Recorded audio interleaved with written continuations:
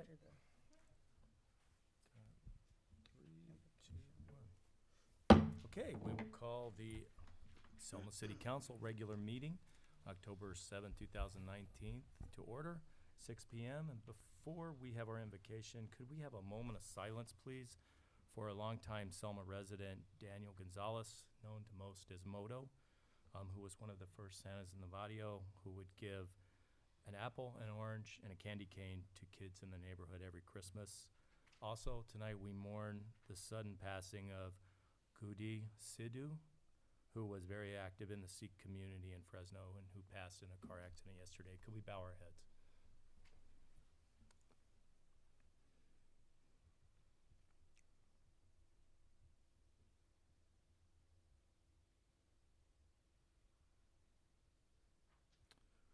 Okay, thank you. And with that, we will have our invocation led by Pastor Shannon Schwam, Church of the Redeemer, and Selma FSO Chaplain. Welcome. Thank you. Would you bow your hearts with me? Heavenly Father, tonight I pray for this council that's assembled here, and I ask that you grant the council members and all the various department heads your wisdom to govern as you would wish them to.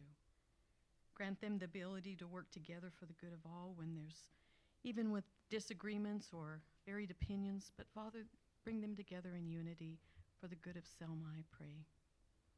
Help them to, each person here, to conduct themselves rightly in your eyes, showing courtesy and respect to one another. And Father, may each one of us live in peace and safety within this community. May we find enjoyment in fulfilling the tasks and responsibilities that you, dear Lord, have called each one of us to. And I ask that you would bless each citizen of Selma. And may each one of us take up the task of making Selma a better place to live, go to school, work, and play. And I ask these things in Jesus' name. Amen. Amen. Amen. Can we please stand for the flag salute? Ready? I pledge allegiance to the flag of the United States of America and to the republic for which it stands, one nation, under God, indivisible, with liberty and justice for all. Okay. Call the roll, please. Councilmember Avalos? Here. Councilmember Guerra? Here. Councilmember Trujillo? Here. Mayor Pro Tem Franco? Here. Mayor Robertson? Here, potential conflicts of interest. Any council member has a potential conflict of interest may announce the item now and recuse themselves from discussing or voting on the matter. Mayor, your inquiry was directed to council members. Unfortunately, consultants also abide by the same financial conflicts of interest rules that you do. I have a financial conflict of interest on item number 4, so I will be recusing myself and leaving the room at that time. Okay. So when you call that matter, if you would pause long enough for me to step out of the room, that would be helpful. I sure will. With that, we'll move on. Oh, any other conflicts of interest potential? With that, we'll move on to oral communications. At this time, any member of the public may address the city council on any issue within its jurisdiction, but not on the agenda. No item will be discussed and no action will be taken on any item raised during oral communications. Items of interest may be referred to the city manager for further review. Speakers are asked to limit their comments to 3 minutes or less. Does anyone have anything they'd like to say tonight?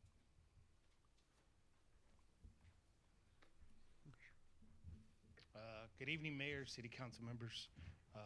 Just wanted to stop by, give you a heads up what we got going on at the Boys and Girls Club. So as of right now, they are in the second quarter of our first flag football game being hosted here in Selma. Thanks to Mike Kushner and Shane from Public Works. Those two gentlemen got Ringo Park ready for us to play flag football. We play on a 70 yards long by 30 yards wide flag football. We're going to be hosting roughly about 5 games here in Selma. We have 8 players on the team, and it's 9 to 12 years old. It's not your traditional football. It's 5-on-5. It's a very fast-paced game. So I just wanted to come out and invite each and every one of you. Next Monday, the game will start at 5:30 at Ringo Park. bring your lawn chairs, bring your cowbells, bring your hand clappers, whatever you want to bring. But come out and, if you can, come out and give some support to your Boys and Girls Club. But once again, thank you, Mike. Thank you, Shane, for taking care of Ringo Park for us. We did have some soccer players waiting out there, but they're being patiently. They're waiting off to the sides. So far, it was a 20-14 game when I left at halftime. So I got to go back. I got to do some officiating at the game. But I just wanted to stop by and invite each and every one of you next Monday, 5:30, Ringo Park. Good Thanks job, for letting us Mark. know. Appreciate it. Thank you. All right. Good job to Public Works and Parks and Community Services. With anyone else have anything to say? With that, we will move on to our special presentations. Our special presentation tonight is the Council Priority Quarterly Report. Thank you, Mayor, Mr. Mayor, members of council. If I may, I'd like to go ahead and do this from the podium. I think it'd be a little easier to run through the staff report. Okay. Thanks.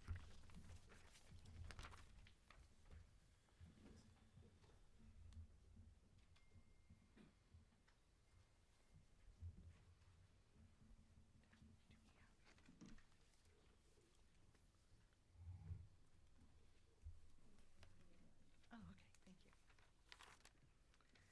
Thank you, Mr. Mayor, members of council, audience, and viewers. As we discussed in the budget process, staff put in goals that they had for the year ahead, and one of my office's goals was to provide you with a quarterly report on your priorities. Your priorities, we went through a workshop back in May prior to the budget to find out what council's priorities would be for the year.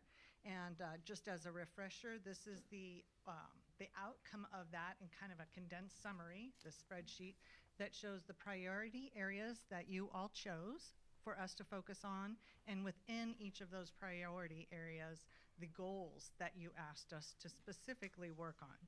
So fast forward from that, I'd like to share with you what we've done in the first quarter of this new fiscal year with in relation to those priority areas and those goals. Your first priority area is public safety. And specifically, you asked that we increase staffing in public safety as one of the goals.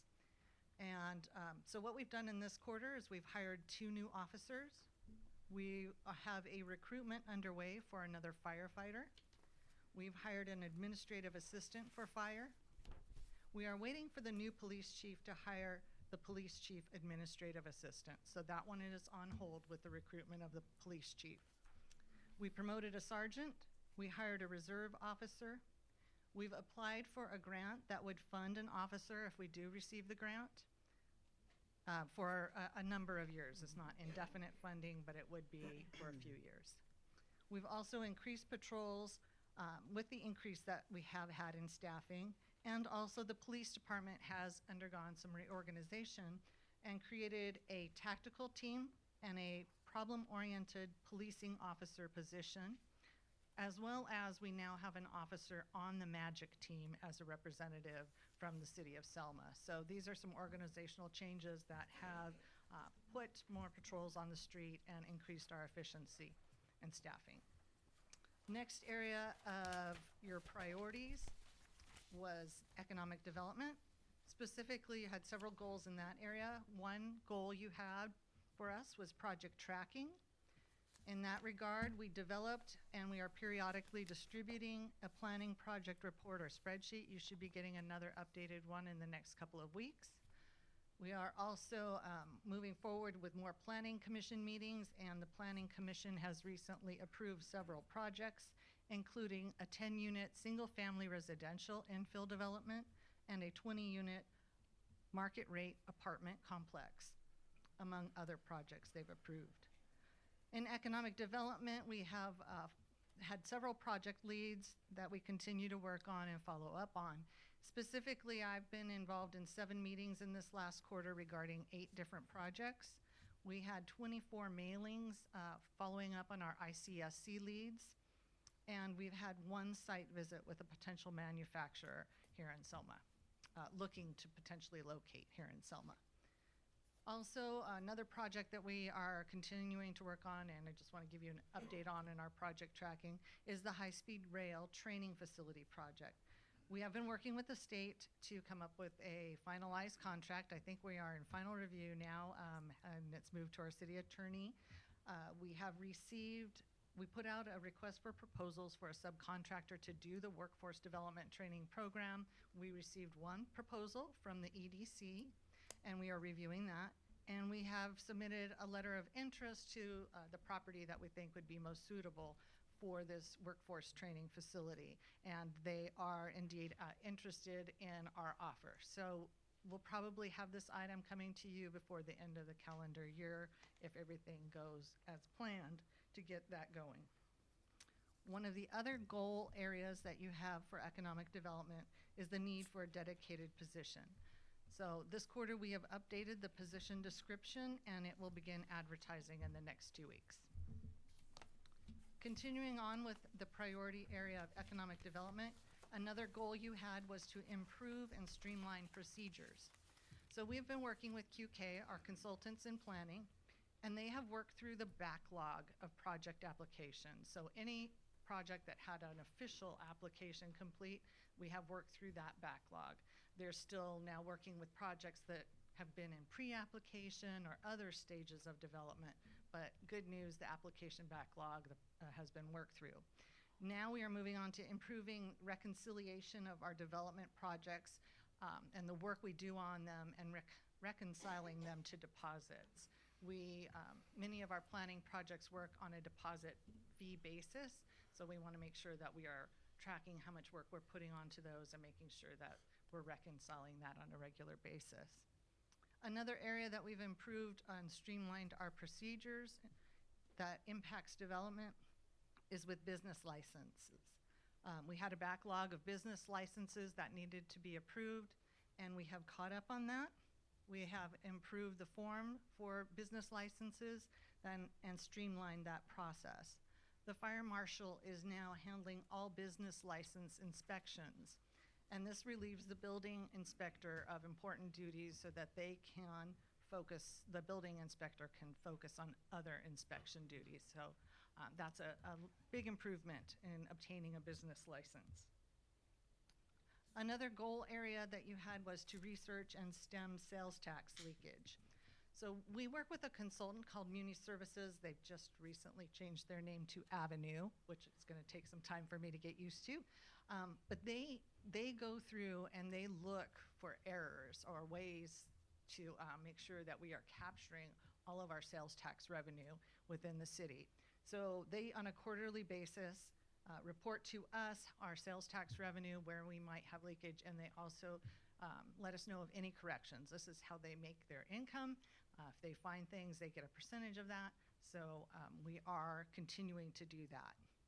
We also followed up on our ICSC leads, as I mentioned, and the Cosmont retail leakage study was used for that. That was a very helpful document and is still pertinent today. We also continue to work with the EDC on responding to leads and the development of materials to promote Selma to potential businesses that might want to locate here or expand here.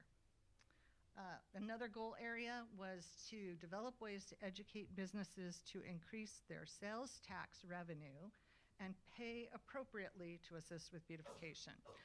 This very specific goal, we have been working with our grant writer, and we've identified a potential grant that we will be applying for through the USDA Rural Development Block Grant. And that would be, it looks like that would be an appropriate avenue to apply for a business improvement district study so that we could actually implement potentially a business improvement district in the downtown area, or at least do a feasibility to see if that would be something that we could get implemented. So we'll be keeping an eye on that. Then the next priority area for council was community, culture, environment, who we are. Under that priority area, you asked us as a goal to update on speakers for downtown, for atmosphere, lights, and music to create an atmosphere in downtown. So we have been putting together a project for downtown revitalization to include these items. Our current phase, we have identified geographic boundaries, trees to be replaced, sidewalks to be repaired, and ADA improvements that we could apply for CDBG funding for. We have a public hearing this evening on this item as part of the grant application process. The next steps for us as staff will be to identify phasing of the project and other funding sources that will be needed to complete the project, and we have some ideas on that, so we'll be bringing that forward to you in the future. We also, as staff, participated in a volunteer and helped facilitate a volunteer effort, and lights were hung in sections of downtown, and I understand there's going to be another effort in the future, so we'll stay tuned for that. We received a Fresno COG, Council of Governments, transportation-oriented development grant for downtown and the Civic Center area to improve accessibility, pathways, walking pathways, etc. And we just found out last week that our project proposal for a circuit planner through COG was approved to look at doing a downtown overlay district. So that would allow us to do certain incentives in the downtown area if that moved forward. So good news is that they will provide us resources to do that. Another big area in this priority area of community culture is to review policies and codes to accommodate and implement. So these are a number of different policies or procedures that have been addressed in this quarter. We amended the ordinance to make Tucker Street into a one-way street in the future to accommodate the police department construction. We've amended the ordinance updating the composition of the personnel and the planning commissions. We've amended the policy for the sale of alcoholic beverages at large nonprofit events at Pioneer Village. We are in the process of working on the ordinance for how the council goes to district elections. And we are having a discussion this evening on the city's billboard display sign policy and procedures. We received direction from council to establish a 115 pension trust, and this month actually, we'll be looking at financial policies for that have to do with that. And a very important policy or ordinance that we are updating is to bring our housing element into compliance. So we are working with Rincon Consultants, and they have developed the language for the R4 zoning, which is high-density housing zoning, which we did not have in our zoning ordinance, but we did have in our general plan. So to bring our zoning ordinance, update it, amend it, make it in compliance with the general plan and our housing element, that will be going to the Planning Commission later this month for their approval, and then it will be coming to council so that we can update the zoning ordinance in that regard specifically. We've also been contacting several property owners to see if they would be interested in changing their zoning from a lower density to this higher density. We continue to reach out to property owners as we go down a list, as we don't yet have the full 8.5 acres identified, but we continue to work on that. We have been given direction from you to improve our shopping cart ordinance, so we'll see more on that in the quarter ahead. And in this last quarter, we did review our emergency preparedness plans. You'll recall that was a result of, I think it was the earthquakes. So that caused us to dust that off, and it's really actually in pretty good shape, our emergency preparedness plan. But when we have the police station construction completed, we will need to update the plan with the new address for the emergency communications center. All right, continuing on with community culture, a very important item. Another goal you had was for us to work on the freeway exits, as they are the welcome mats to our city, keep them blight-free. The problem-oriented police officer position that was created, that is specifically to proactively assist with areas, specific target areas, including homelessness, so that's very helpful. The officers, along with Public Works and Code Enforcement, the police department do continue to work with Caltrans, and I also have in parentheses the railroad, but since this is specific to the exits, Caltrans. Caltrans did come out to mow the weeds around those exits this quarter, and we have identified the process to abate the freeway signs, the signs that you can see from the freeway on the 2nd Street properties right off of the exits there at 2nd Street. and we're reaching out to the owners to start that process again. I think that had been started a little bit over a year ago, but there was a hiccup in the final abatement process, so we need to start that process fresh again.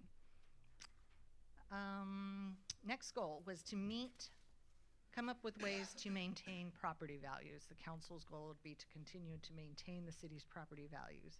And I think this really has to do with code enforcement. Again, we are recruiting an additional code enforcement officer. We had in this quarter 105 code enforcement cases that were opened and 81 of them closed. We had PD held a vehicle abatement sweep.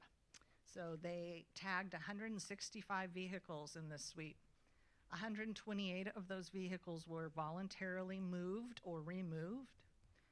14 citations were issued and 12 vehicles were towed by the city. So that was a pretty massive sweep and a big improvement on getting vehicles that aren't able to run off the streets. PD also did a yard sale checkup, and they issued a couple of citations, and that's something that they will continue to do. And we also have been investing in community improvement projects, which I think also helps maintain property values, such as the construction of the police station, the recent renovations to Ringo Park. We had the ribbon cutting recently. Those types of things that we continue to do help with property values. Next priority area, as we made it more than halfway through now, is the city as an entity and customer service. So one of the goals was to review for currency or policies, procedures, and codes, and it is a duplicate goal in a different category, so I've kind of gone through all of that, and it's also on page 7 if you'd like to flip back and refer to it. The other goal area is adequate staffing for all departments and programs and reviewing for efficiency, including code enforcement. So for adequate staffing, recruitments and appointments that we've been working on include the police chief recruitment. We've gone out for a request for proposals for a firm to assist the city with the recruitment, and that is on the agenda for your consideration this evening. We've appointed the acting police chief, and I want to thank acting police chief Myron Dick for stepping up and being our acting chief. I also made contacts with potential interims. However, Myron and I have been working closely together. Chief Dick and I have been working closely together, and as long as we are making progress, we are in good stead at the moment. So, and we are making progress towards getting the recruitment going. Also, there were additional hires, as I mentioned in the beginning on page 3. In other areas for recruitment and staffing, assessment of the organization, we are recruiting for a community development director, and the applications and resumes are due on November 15th. That has been heavily advertised in Western Cities Magazine, governmentjobs.com, Jobs Available, and a number of other places. We also, as I mentioned, are recruiting for the administrative analyst economic development position. The public works director was appointed. Our human resources manager, a new human resources manager was hired.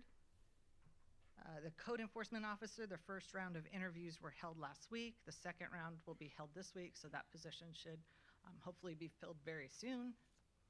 We are interviewing for 2 maintenance workers next week and a transit worker in the next few weeks. So in addition to adequate staffing, you asked for a review on efficiency or organizational assessment.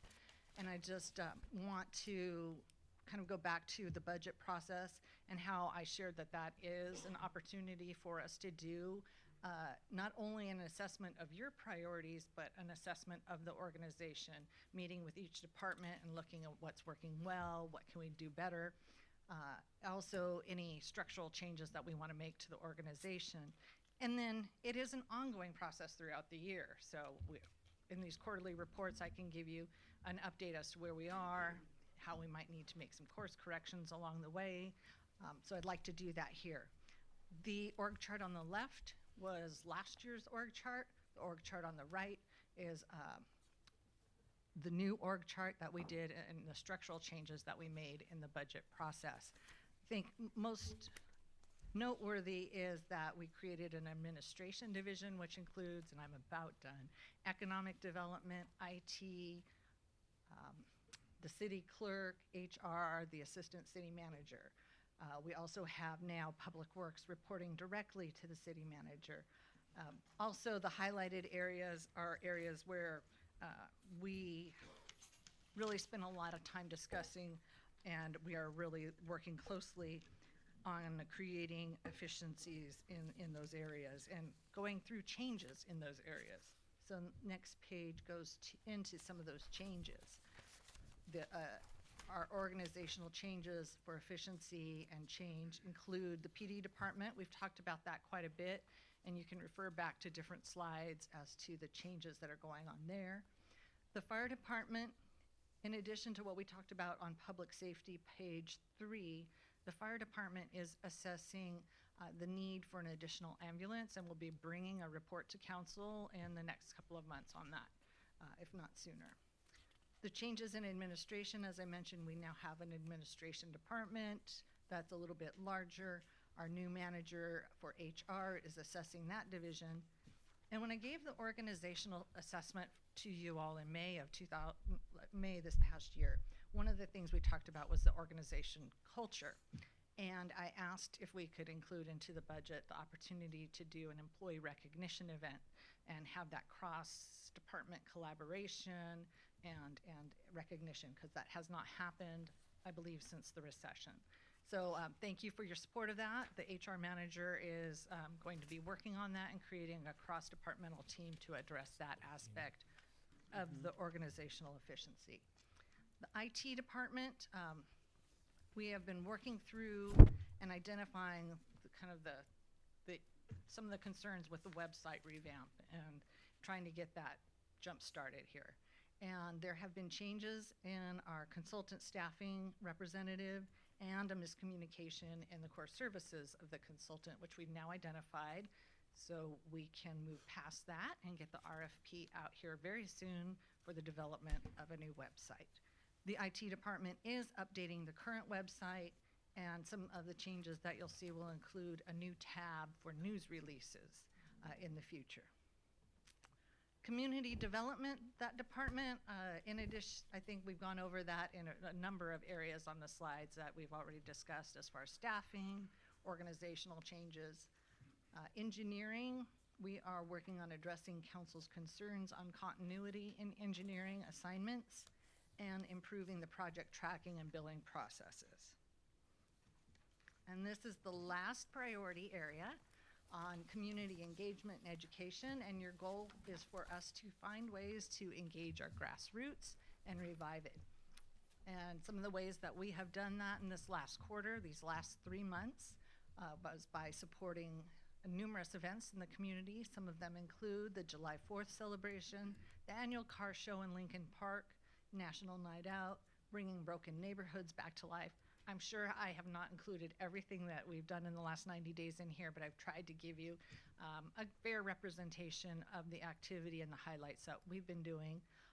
Additionally, in ways of engaging our grassroots effort, we did quite a bit of additional advertising to further engage the community in the districting process, and I think that was successful. We have had a lot of input on that. So with that, I will answer any questions, or I appreciate your comments and feedback, as this is the first time we've done this together.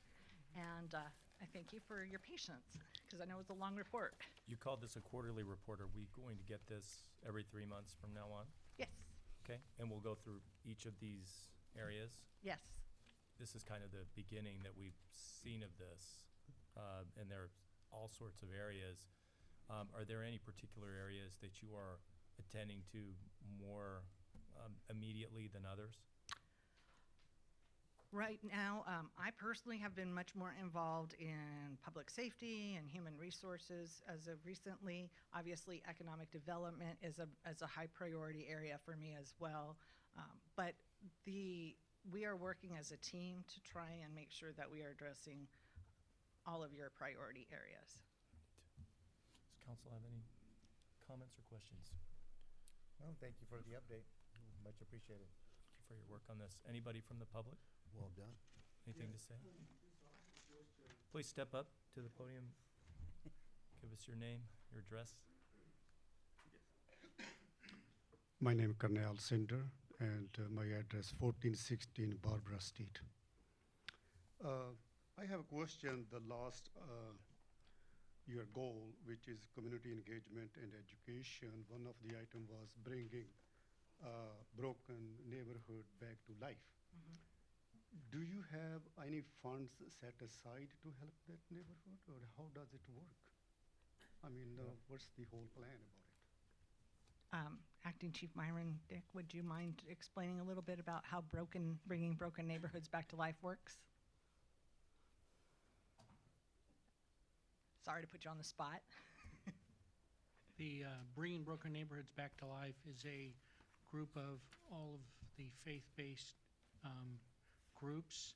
I believe they've all been invited to join in conversations about working in different areas of the community and trying to support ways to support everybody in the community. Some examples are reaching out to those who are in need of meals, those who are in need of things like housing, mental health. If you fall behind like in a PG&E or something like that, there are connections to how you might get assistance in those areas. And so it's trying to help bring the community together and support those who need help and assistance wherever they can. So it is not a group that is funded by the city, but works with the city to do some of these supporting the community members through different various things, and they meet regularly to discuss this, how they might help each other. And like I said, it covers from mental health to homelessness and like domestic violence support, low income legal advice. All of those things are connected in through different varying groups that come to the table or have been invited to join at the table. Thank you. Okay.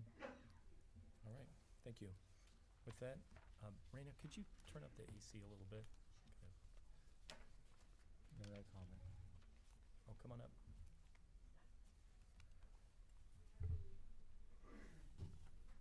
Thank you. Good evening, this is Rosemary Alanis. I have a couple of questions on her update. Where are the new apartments going to be built?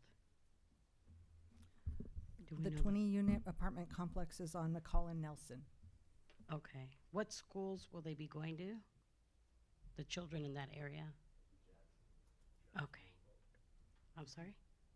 Jackson? They said Jackson and Roosevelt. Okay, thank you. Thank you.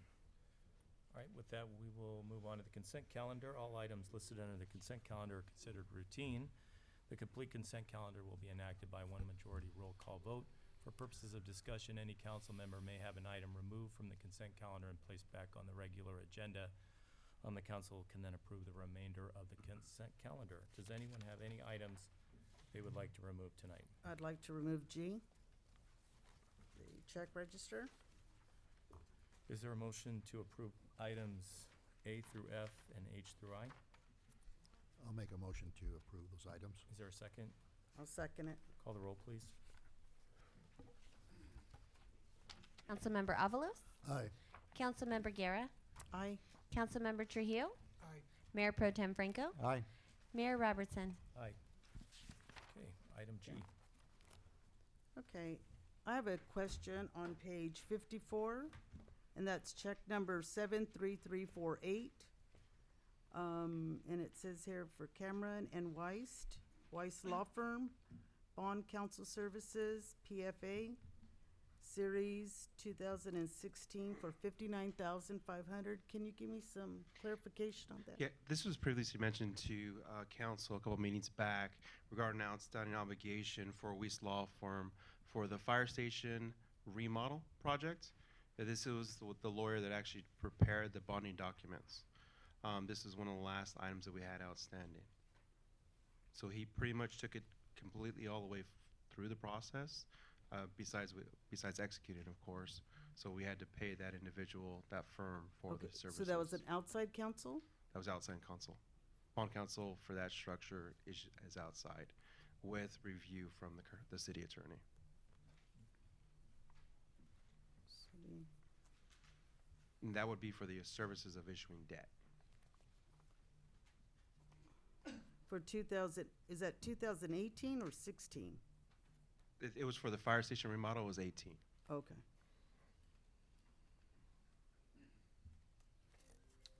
And again, those bonds did not get issued. I'm sorry?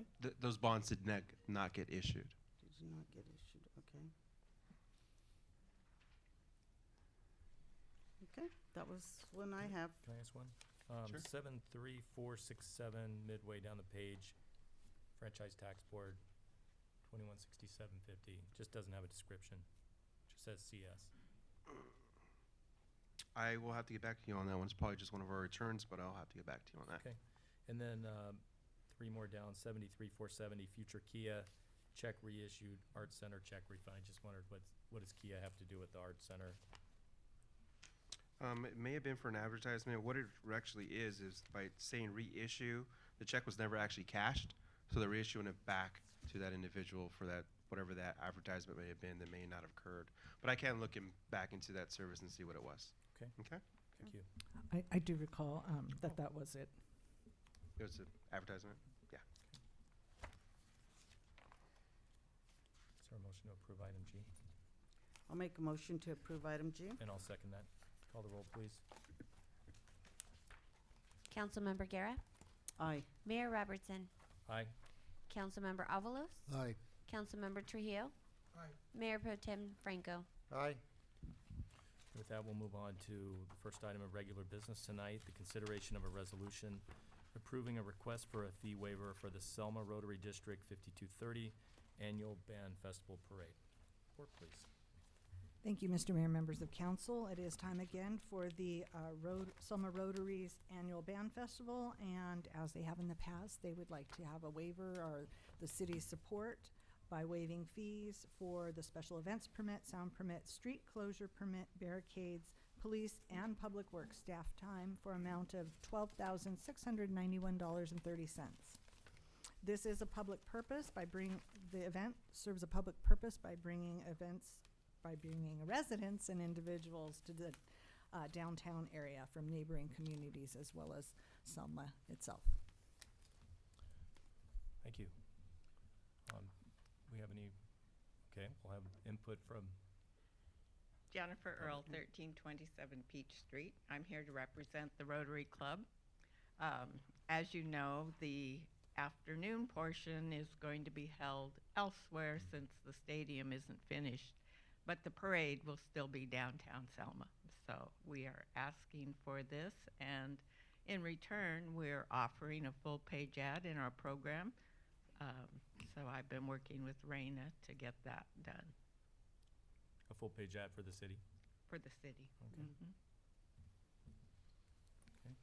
Bring that back to council. Does anybody have any Oh, no, questions? you know, I'll be honest, Scott, for years, the band festival's been here since day one. I mean, it's a legacy in itself in our community, and I think we should continue supporting these events in our community because they're history of our city, Absolutely. you know? Thank you. And I make a motion to Do you wanna ask waive this them? fee. I just have one question, Jennifer. Where are they going to hold the halftime show this year? Well, our neighbor Kingsburg has very generously offered their stadium, so we'll be in Kingsburg for the Oh. afternoon. So Oh, that's nice. Have they offered it for free, or do they charge you? we're going to pay labor costs, but the actual rent of the stadium is free. Okay. So. Oh, that's not bad. Hopefully we'll beat them in football. Yeah. We'll see. Let's hope. Okay, thank you. You're Thank you. welcome. I'll second Jim's motion to approve waiver fees. Okay, call the roll, please. Councilmember Avalos, Aye. Mayor Pro Tem Franco, Aye. Councilmember Guerra, Aye. Councilmember Trujillo, Mayor Robertson. Aye. Okay, next item, discussion and direction regarding the city's billboard display sign policy and procedures. Mike Kirschner. Good evening, Mayor Robinson and members of the City Council. At our Last meeting, staff was directed to review and discuss the billboard policy and procedures, and we went through a process and discussion. We put together 3 options to consider. Attachment A would be for the billboard on Floral and Whitson to be City of Selma sponsored events and public announcements only. Attachment B could be city and nonprofits, which the chamber would fall under nonprofit. And what we would do is some type of a drawing so that a nonprofit could qualify, submit a form, much like the fireworks booth, and we would review those in September, and then at a city council meeting each October, have drawings for nonprofits to be able to place up their events each month, 1 per month. We would limit it to 1 unless there was more than 1 event from a nonprofit and no other nonprofit had submitted for a month, then we would allow, maybe we'd have 2 or 3 months, just based on the need from the community. This would allow us to still do the city events and then fill a need for other nonprofits, which was discussed, giving them a chance to promote their activities. These nonprofits, we have official organizations. We'd also would recommend that the events would have to be held in Selma, benefit the Selma, and then be open to the general public to be put on a billboard. Attachment C would keep the policy as is, which would be the city and the Chamber of Commerce sponsored events as we currently have in place now. Thank you. Mike, what was about the, wasn't there requirements as far as the, whoever places anything on the billboard, the resolution or the pixel rate has to be a certain? Yeah, the pixel rate, we would work, Because I know one of the issues you had in the past was having somebody to formulate the pixel rate. Yeah, it has to or be the 398 by 182, and it has to be held in like a JPEG, a picture. So we'd have to walk.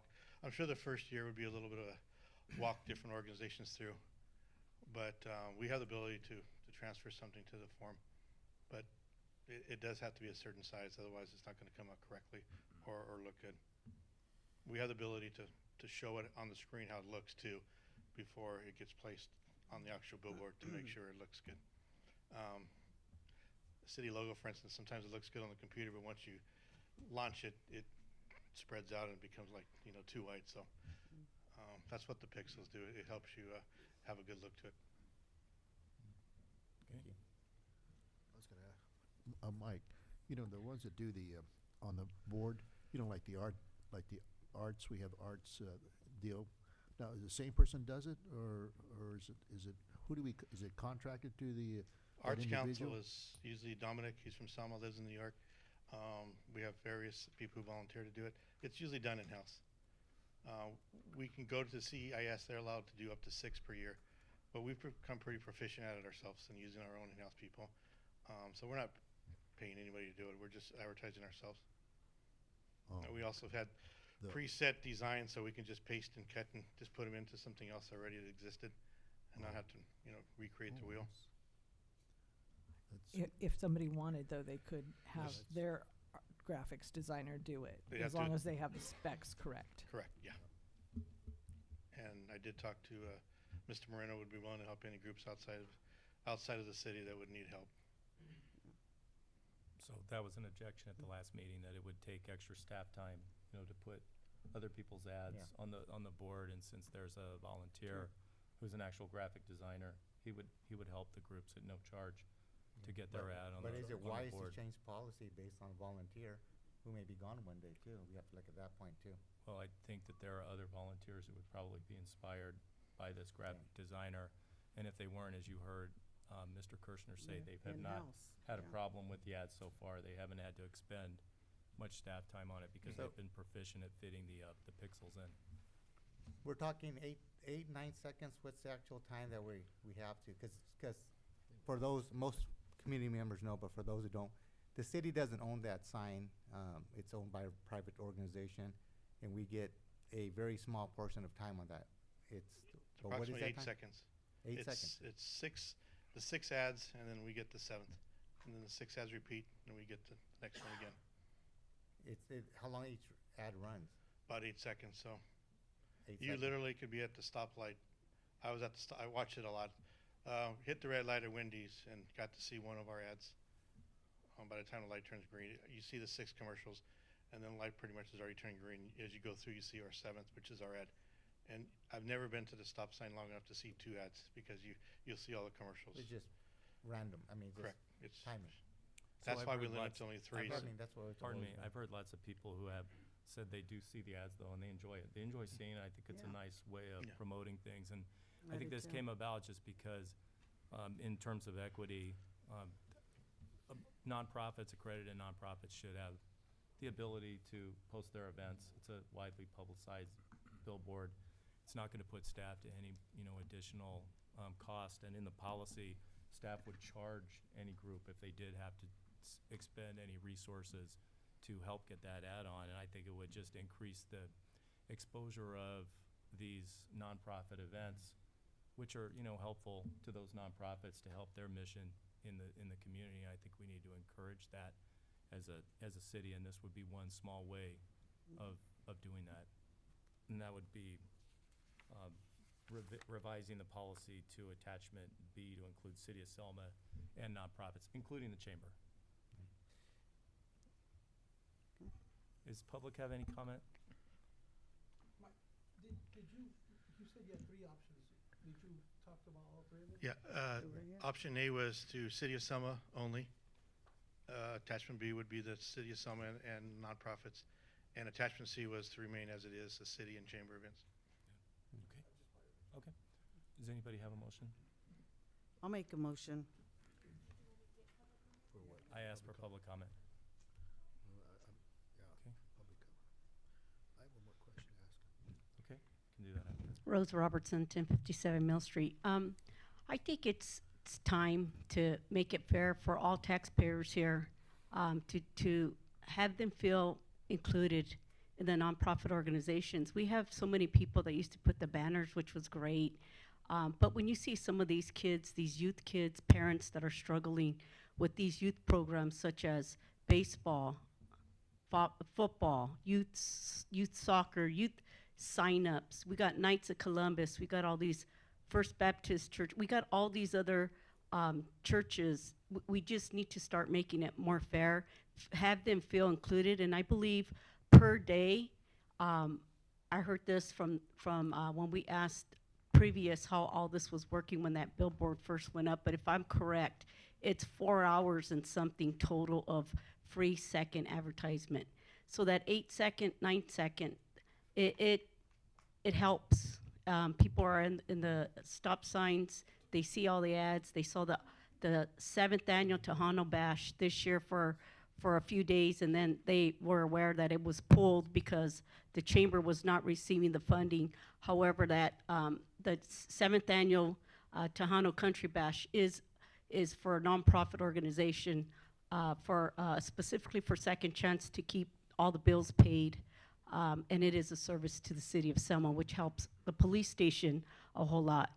We don't need officers chasing dogs, or cleaning the kennels.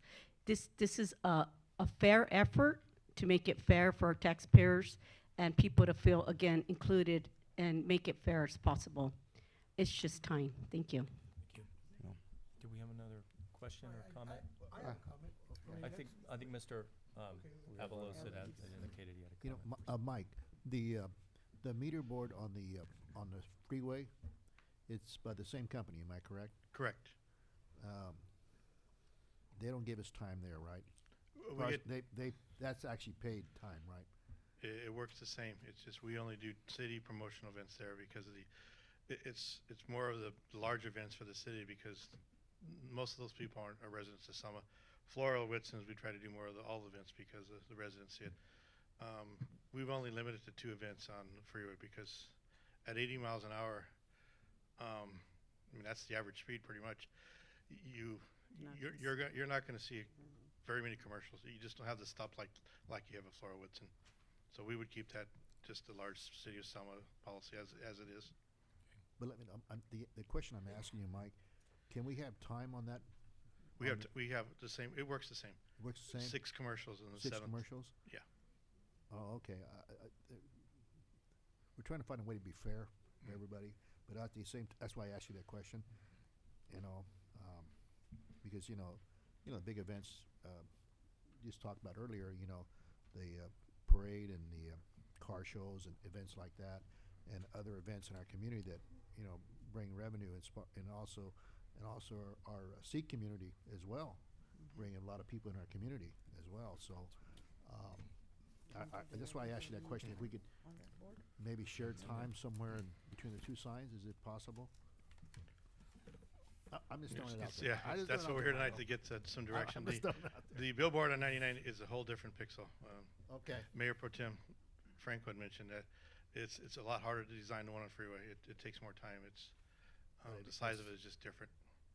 But if you know, if we're talking about volunteers, maybe they Maybe, could you maybe check with maybe Mr. Moreno and Yeah. see if he might have time if for we that? had some volunteer, or I mean, two. to Could like you start said, with this one tonight, and and does since you maybe already bring have it back. people already doing the small ones, Mm. all it is just a bigger set and a bigger column. That's all. I'm just Maybe do a further study on that. yeah. I'd on the rather just one bring it back by and 99. maybe analyze it a little more. Maybe approve this one and then bring a Well- further study back, or Or maybe just table it. Table it for 30 days and give you a chance to get your information. Well, we can table it. Doesn't matter. We can table 30 days. Yeah, if you want to get information. so if we have a study, what would we be, what would the motion be then? Well, before you do a motion, I let have a me- question. Where do we go from not being fair to, I thought this was a standard procedure that the city had, and now it's becoming that we weren't fair with one organization to another. The original policy was developed based on some research from a few other cities, and they have done. No city really was the same. We're just chamber and city events, other cities. That's how the city manager at the time did some research. I was asked to help, and then city clerk helped. We got some examples, and so we brought that back, and it was a policy that was done in-house administratively. So no organization was involved in that procedure. You guys formulated yourself. Correct. Correct. And so right now, we're talking about what is best interest for all the community, not because it's something unfair, correct? It was not because we're unfair to any other organization. It's because we want to change it to be a more little equal to all the nonprofits. Yeah, there's wanna no make need to sure we make it make that clear. adversarial. Absolutely, Yeah, there's yeah. no need. Yeah. There's no Well, adversarial. I just want to make think, sure we're not but I being think the unfair. way it came about was a little adversarial, in that an ad got bumped from one But that's not nonprofit our because they fault. didn't have But the that's chamber not- involved. now I Not the can speak. city's fault. But That's but not my fault. but we're moving on from that. You know, And we're I here, respect- I and respect the that. past is the past. Let's just move on, and if we can make a policy that incorporates the other That's very nonprofits, good. you know, then we move on and we do that, and you know, then it was a I think useful let's way of just getting make us a here. motion. I'd like to make a motion to go Yeah. with the attachment B, and I think that'll make it fair across the board for any nonprofit to come and want to put their advertisement. And like you said, you'll review it in October. That'll also Review give it. our Sikh family, if they want to bring in their advertisement for their big parade, you know, to advertise, I think that'd be a great idea. So yeah, the reason I would agree and second it is just because not to finish this, but to do this for right now is a good starting point, and then to look into ways of having ads extended to that board on 99, because I agree. I think we ought to add 99. It's just, that's not the motion on the table tonight. Right. And if we No, did I- that, it wouldn't be as, in my opinion, hard to get to the billboard on 99, to talk to Mr. Moreno about whether he could assist the city and have, you know, his expertise brought to bear on 99 as well. And in the meantime, we free this up for the nonprofits. Since you said the drawing would be in October, would the drawing be at the next meeting if B passed? Well, this first year, because of the timing, I'm sure we'll have to do a little creativity in maybe November, December. I need to get, if this passes Right, as 'cause B, we're in to get October some now. word out for next year. I think the full cycle would begin 2020, and then by 2021, it would become a habit for groups. This first year, we have to have some flexibility and allow some time for groups to come back to us and just to You be gotta as do fair as that. we can for 2020.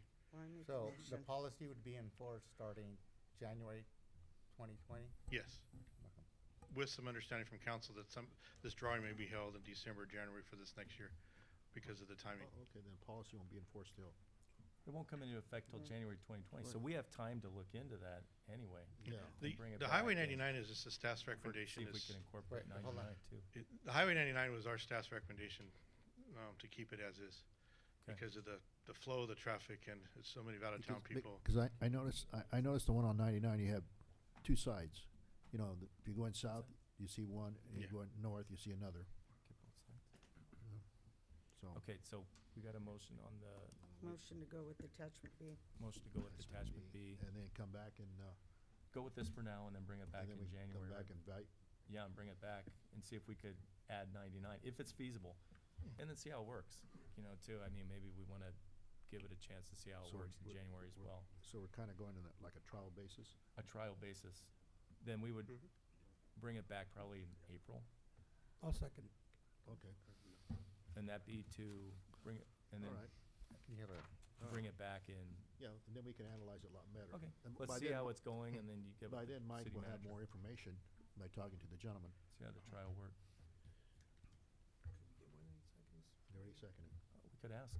Yeah, well, that could be part of it too, to ask if we could get more than 9 seconds for the billboard. That's kind of a separate topic. Okay, so we have a motion, a first and a second, so we can open it to the public. I just had a question.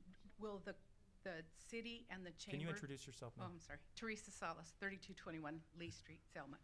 Will the chamber and the city of Selma have priority for those months that they have events, or will they be bumped by nonprofits?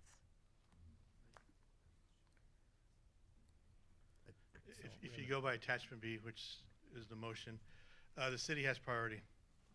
It also talked about in the staff report, there may be times where we would have to bump or fluctuate based on some of our events. So what that means is they may go 14 days of having their event, but if something comes up for the city, like we do a public announcement with an unforeseen event, then we may have to take them off for 3 or 4 days and bump them on. It's done through a computer. Right. Yeah, if you have a couple of events in the same month, maybe you let them share, Yeah. you know?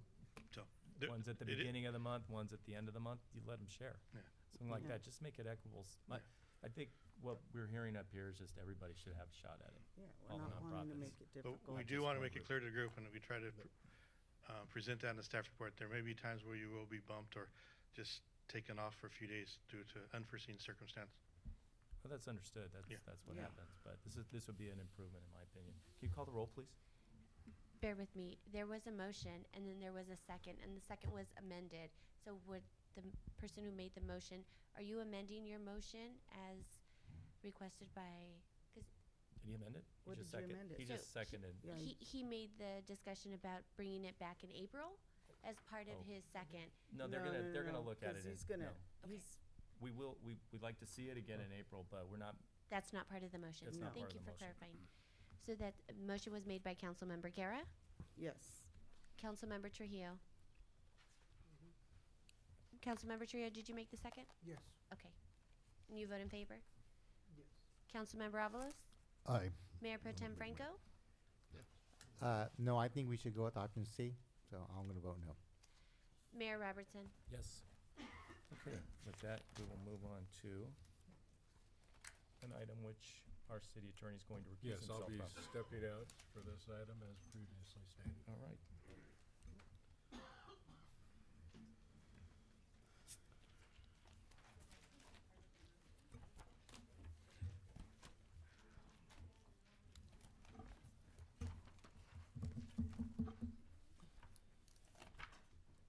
Packet's too fat. All right. Item 4. This would be the review of proposed timeline and request for proposals for procurement of city attorney legal services. Report, please. Thank you, Mr. Mayor, members of council. We have before you a timeline and a draft request for proposals that we can go ahead and get out to different firms that provide legal services in order to go through a process to appoint the next permanent city attorney. This is for your perusal and direction. This timeline is an aggressive timeline that would get this request for proposals out tomorrow. They would be due within 20 days. If you want to go this direction, we would evaluate it would be your proposals to evaluate the week of the 28th with interviews the week of the 4th of November.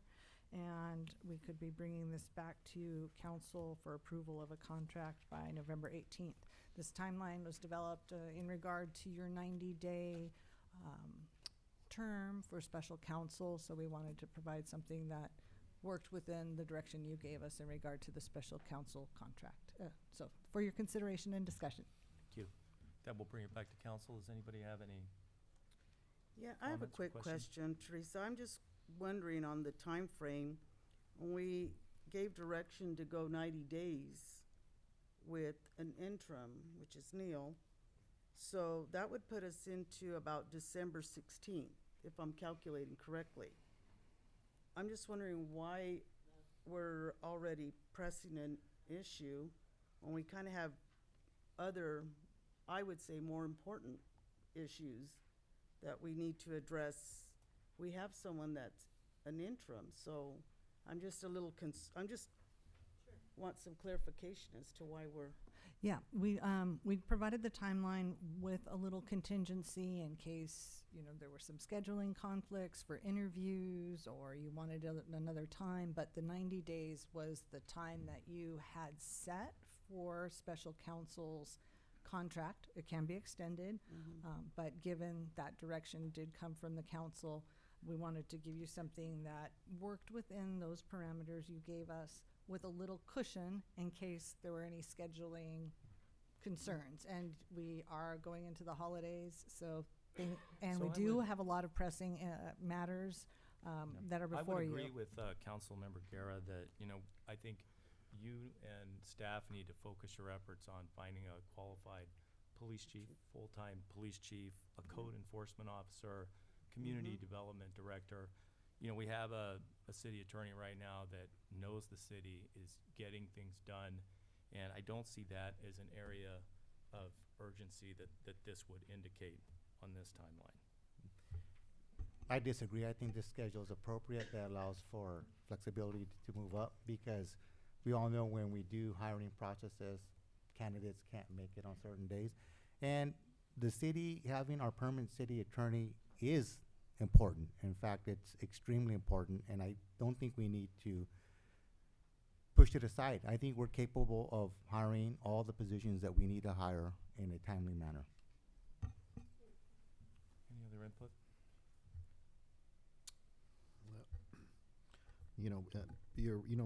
That was a good point made, actually, that Teresa, on our time frame on the deal. And I see, we have things on the item that we have to address, and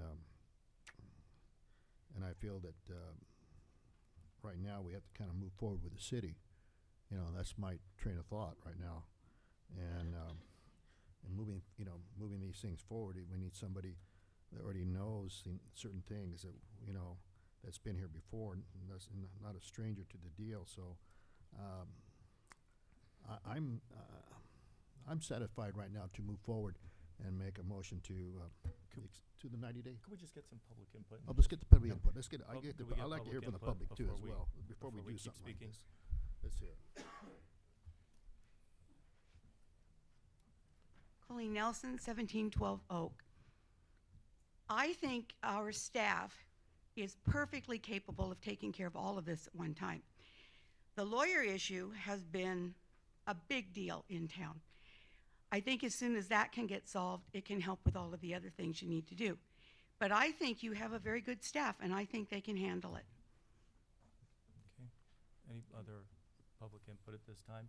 With that, we'll bring it back. What was your motion, sir? Yeah, I'll make my motion to extend it, keep the original 90 days. No. That will Jim, go into December.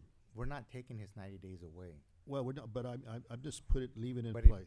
if But- we wait to the end of his 90 days to look for a lawyer, Well, I mean, So could I make, I mean, could I make an amended motion to Okay, let's- table the item until, since we're dark in December when the 90 Yeah, days expires, go in January. till the first meeting in January?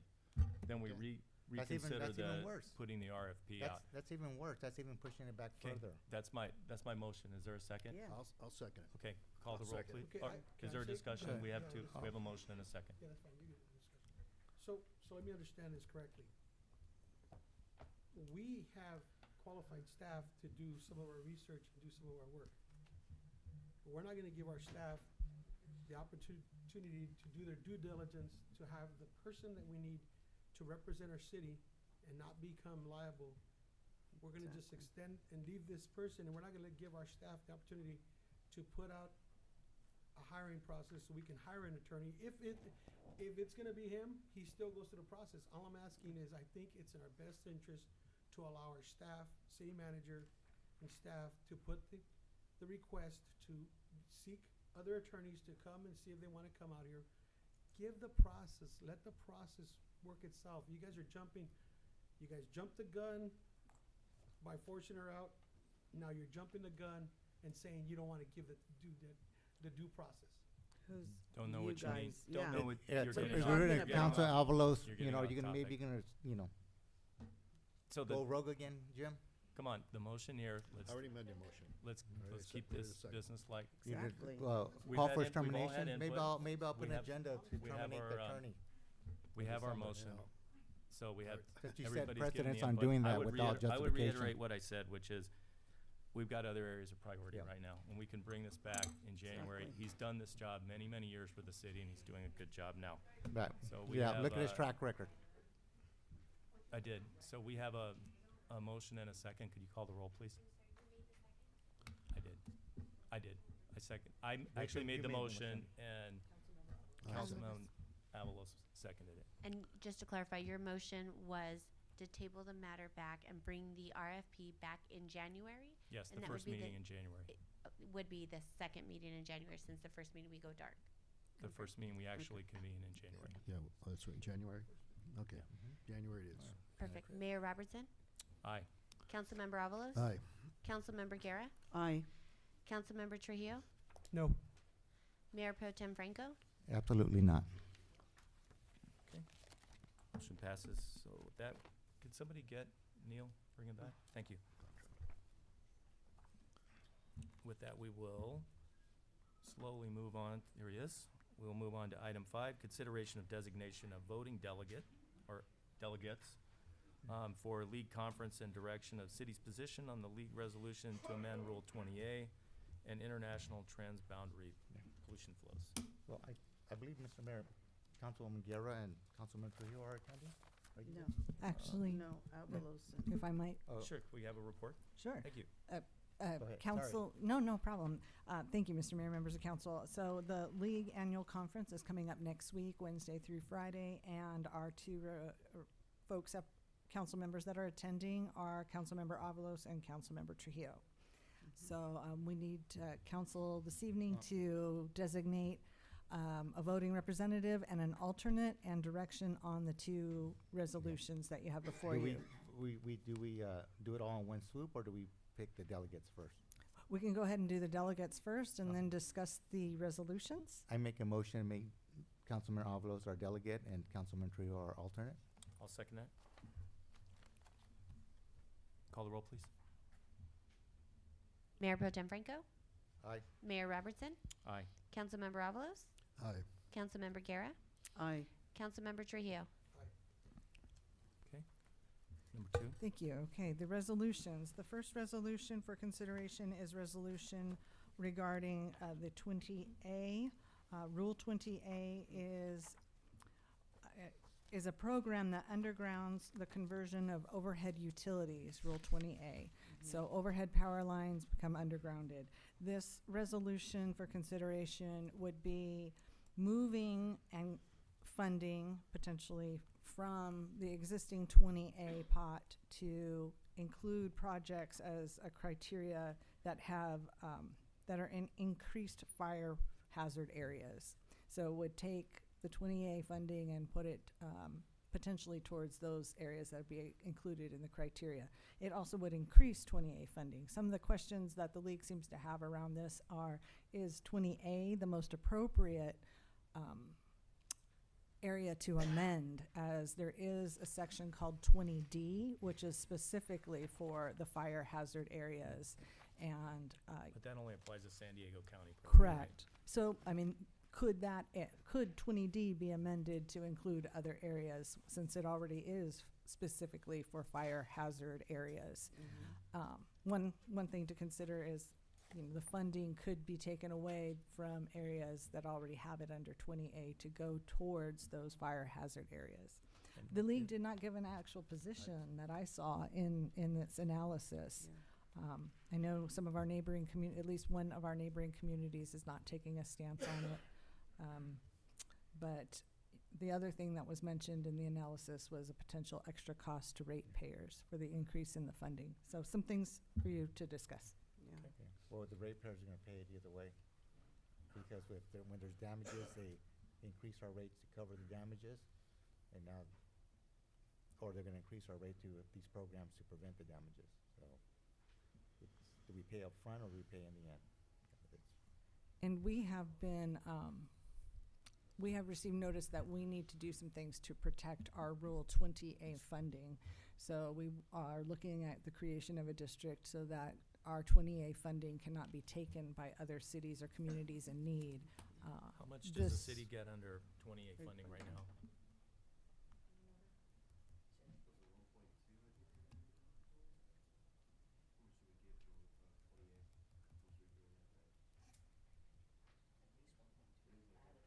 Approximately 1.2 million.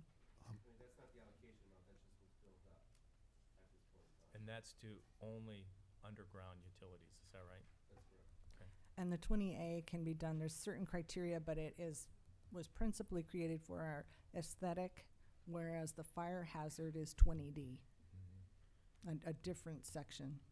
But this is not a resolution to change the scope of 20D. This is a resolution for 20A, whether or not to support it, to continue the continued funding of 20A. Now, what's your pleasure?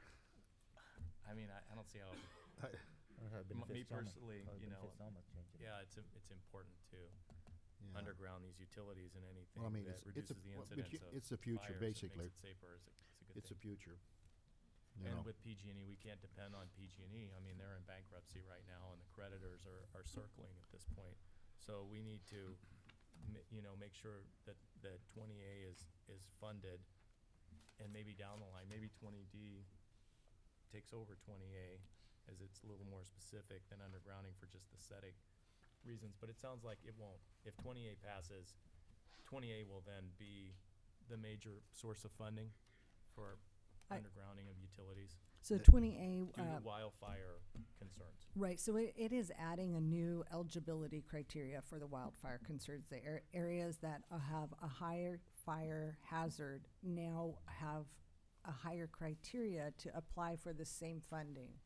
So it takes the existing pie, increases it a little bit, but splits it up further, and probably lowers our priority on the scale.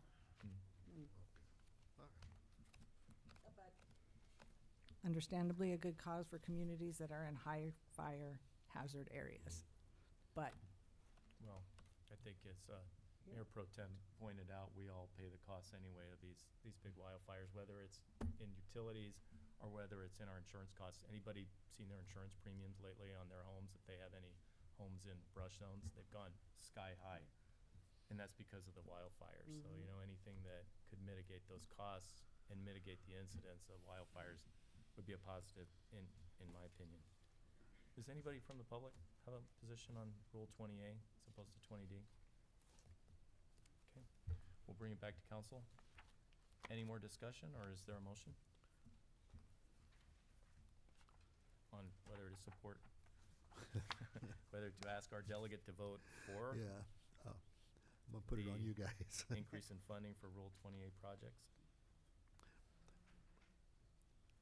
I'll make a motion to approve I'll second it. the rule, increasing the funding allocation for Rule 28 in a second. Call the roll, please. Mayor Robertson. Aye. Mayor Pro Tem Franco. Aye. Councilmember Avalos. Aye. Councilmember Guerra. Aye. Councilmember Trujillo. Aye. Okay, moving on to item 2, that would be a resolution. Maybe you could give us a report on that. No, please. The next resolution is for the international transboundary pollution flows into the southernmost regions of California, and the league does take a stance on that. Apparently, this is regarding state and federal funding, which has decreased and now is at threat for 2020 of completely going away for these international waterway environmental work. The league staff does recommend that the language in this resolution be modified so that modifying the language would ensure enough flexibility for the league to support the funding mechanisms outside the prescribed federally operated BWIP, which I'm sorry, I don't remember what the acronym was, but had to do with those waterways. Right. So, So if I understand this, it ultimately would increase the funding from 10 million. It used to be 100 million, and it's down to 10 million. This would protect and perhaps increase that to keep the raw sewage that's flowing northward right now. and negatively into impacting beaches and impacting waterways and salt and waterway, sea. and- marine life, human life, which is all interconnected. 143 million gallons of raw sewage flowed into the Pacific Ocean. And flowed, I mean, this is immense. Does anybody have any comments? Pro or con on this? Okay. Anybody from the public like to weigh in on whether or not to support reducing the flow of raw sewage into the country? Okay. That will bring it back. Is there a motion to whether or not to recommend to our delegate to support this measure at the League of I'll make a Cities meeting? motion. Is there a second I'm With sorry, the what- amended language? with the amended Under language? language, yes. I'll second that. Councilmember roll, please. Guerra, Aye. Mayor Robertson, Aye. Councilmember Avalos, Aye. Councilmember Trujillo, Aye. Mayor Pro Tem Franco. Aye. Great, thank you. And could you guys bring back a report from the league? Oh, no, no Very problem. interesting. No, These no, are we'll very bring back all the interesting data- topics that data. they're gonna We'll be make all the covering. data possible You know, for whether the they're going from 20A to 20D and things like that and raw Trust sewage. me, and I'll bring it back. Appreciate that. And thank you for going too. Oh, no, no problem. Okay, with that, we'll move on to item 6. Item Award 6. contract to Bob Murray and Associates for executive search services for Selma Chief of Police. Report, please. Thank you, Mr. Mayor, members of council. Staff recommends that we move forward with the recruitment of the new police chief and work with a consultant for those recruitment services. We did a request for proposals and received 2 submittals, one from Bob Murray and Associates and another from Gary Patterson with Executive Search Services. They were similar in cost and timing. However, Bob Murray and Associates was more to our recommendation because of their vast experience and resources that the firm has. It's a little bit less costly, but again, they were close in costs. But they do have extensive experience. They've done over 33 successful recruitments in the last 3 years. So we recommend moving forward with them. They could be here as early as this Thursday to start the process, which would involve meeting with stakeholders or talking on the phone to stakeholders to get a candidate profile started. And the overall process would be not to exceed $29,650, although after talking to them a little bit further, there are some things that we can do, like the online community survey. We can do that in-house and save a few dollars there. They will give us the questions for that survey. So that's a great way to get community input also into the process, as well as a forum that they could come down and conduct for us as well. So I'll make a staff would- motion. I'll make a motion. I'll second it. Okay, with that, we'll open discussion. Does anybody from the public have any input on this? Okay, with that, we'll bring it back, and I'll just reiterate those 2 motions. This is very important, and our Yeah. current acting police chief has graciously agreed to sign on. Thank you very much for your service. We really appreciate it, Chief Dick. And I think time is of the essence on this, and I support going out and getting the right recruiter. I would like for this company to introduce themselves so we could talk to them about the need for community involvement. We need to, I think, really involve the community on the search for the police chief and involve the stakeholders, the SPOA in some capacity. And so that, this is a really, really key decision for the future of the city.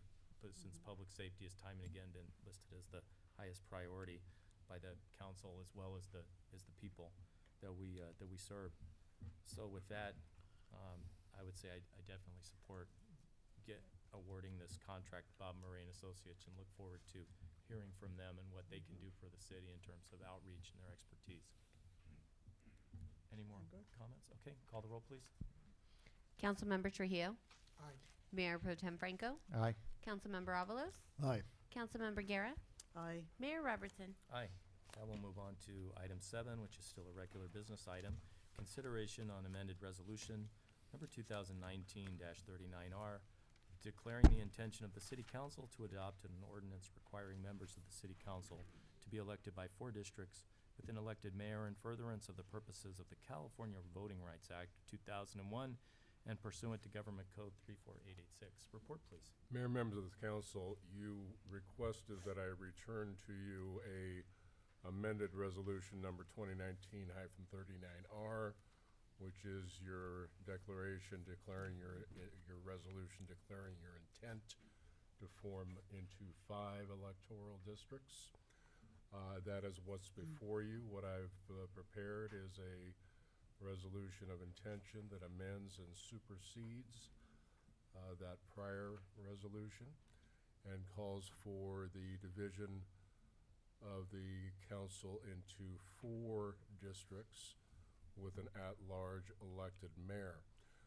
The entire purpose for going through this districting process in the first place is to avoid any even potential for liability under the Voting Rights Act, either by way of a demand letter or by way of an actual suit under that act.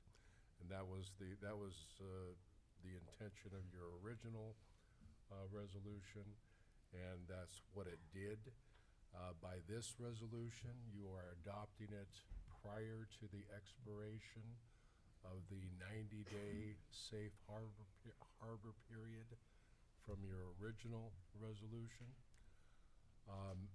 And since you are amending that resolution, it would immediately supersede and replace the original resolution, and it would start anew, a different 90-day period, during which people are prohibited from either serving you with that demand letter or suing you under the Voting Rights Act.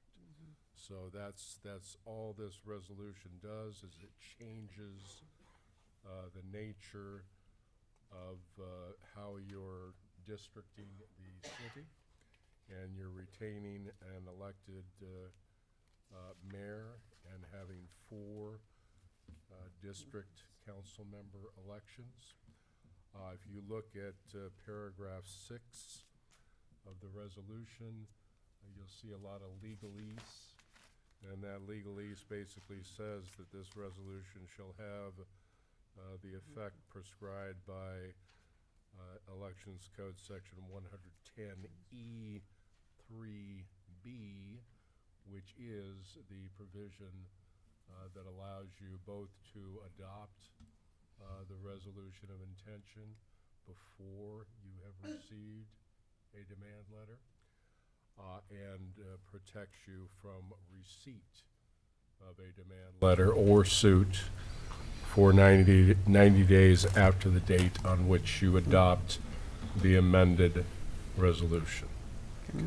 That's my report. If you have any questions, I'm happy to answer them. Thank you, I appreciate it. So this essentially would change course to 4 districts and mayor at large, but will retain the overall direction of still going to districts. Correct. And protecting the city from the legal action under the CVRA for not districting.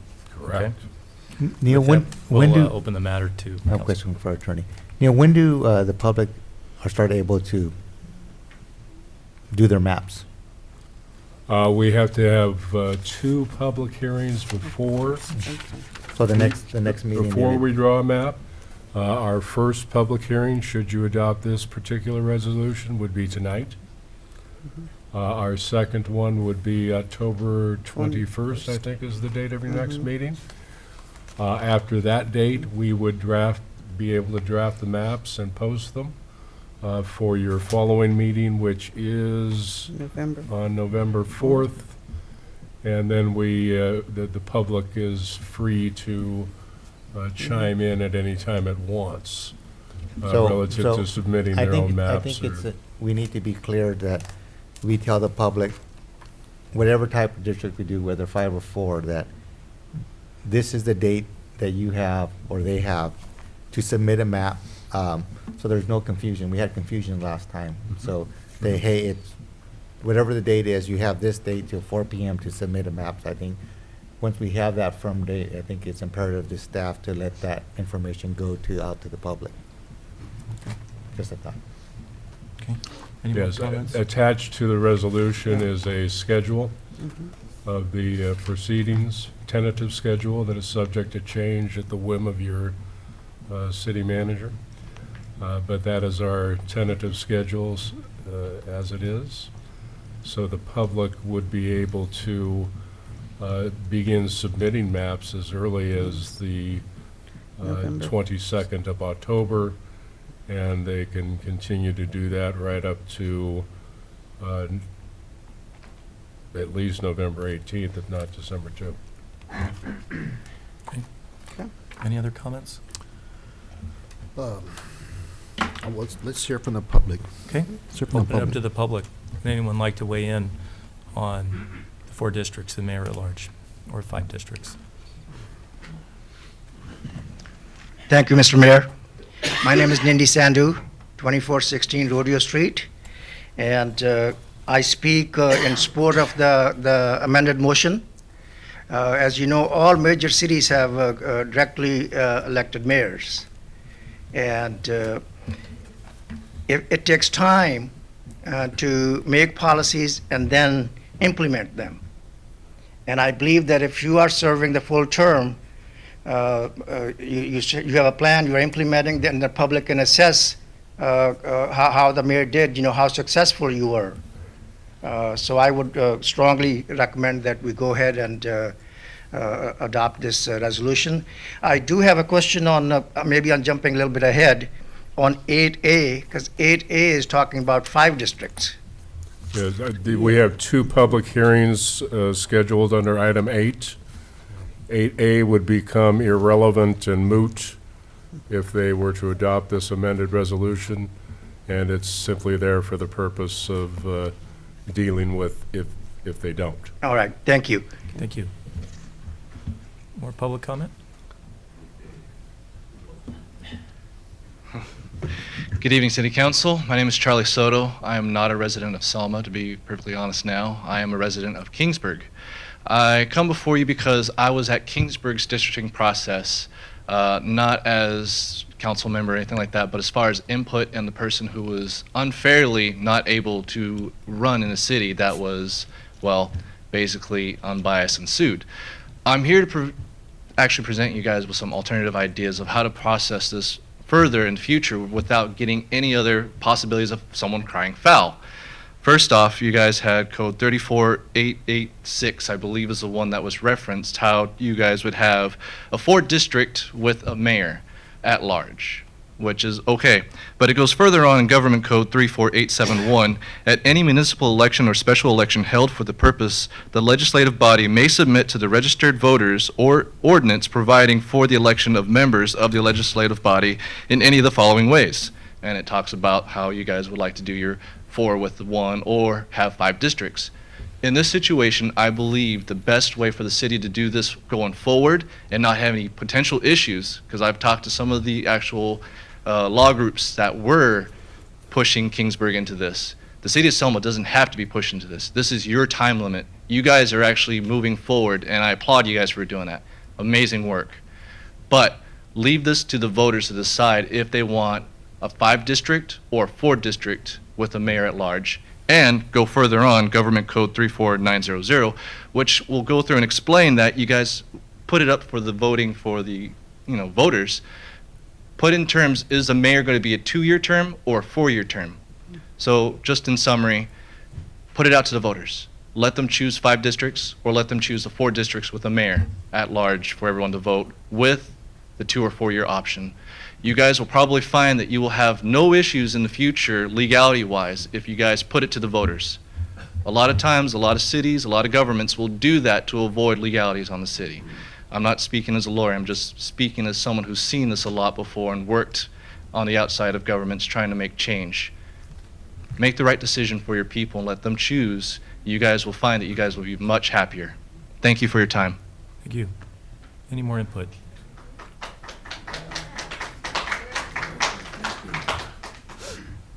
Teresa Salas, 3221 Lee Street. I would like to ask the council to not consider this resolution, to continue with the resolution that you passed already, going with 5 districts. You asked for community input, we gave you input, we submitted maps, we resubmitted maps. You had the backing of the city regarding your 5 districts, and it changed midstream on us.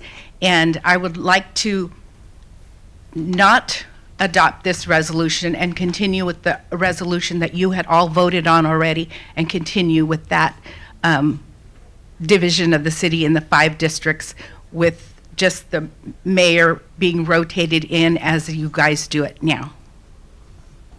Okay. Anybody else have input? Go ahead. Oh, He's right there. it'll be quicker next time. Joel Fedor, 2021 Hillcrest. I have a question for council. Is that guy right? Is that guy right? The young man that just came up here and spoke and said that this can be put to the voters, how it wants to be? He's not wrong. 34886 applies notwithstanding 34871. Okay, so you, So they can adopt by ordinance the 4 districts with the mayor elected at large. Right.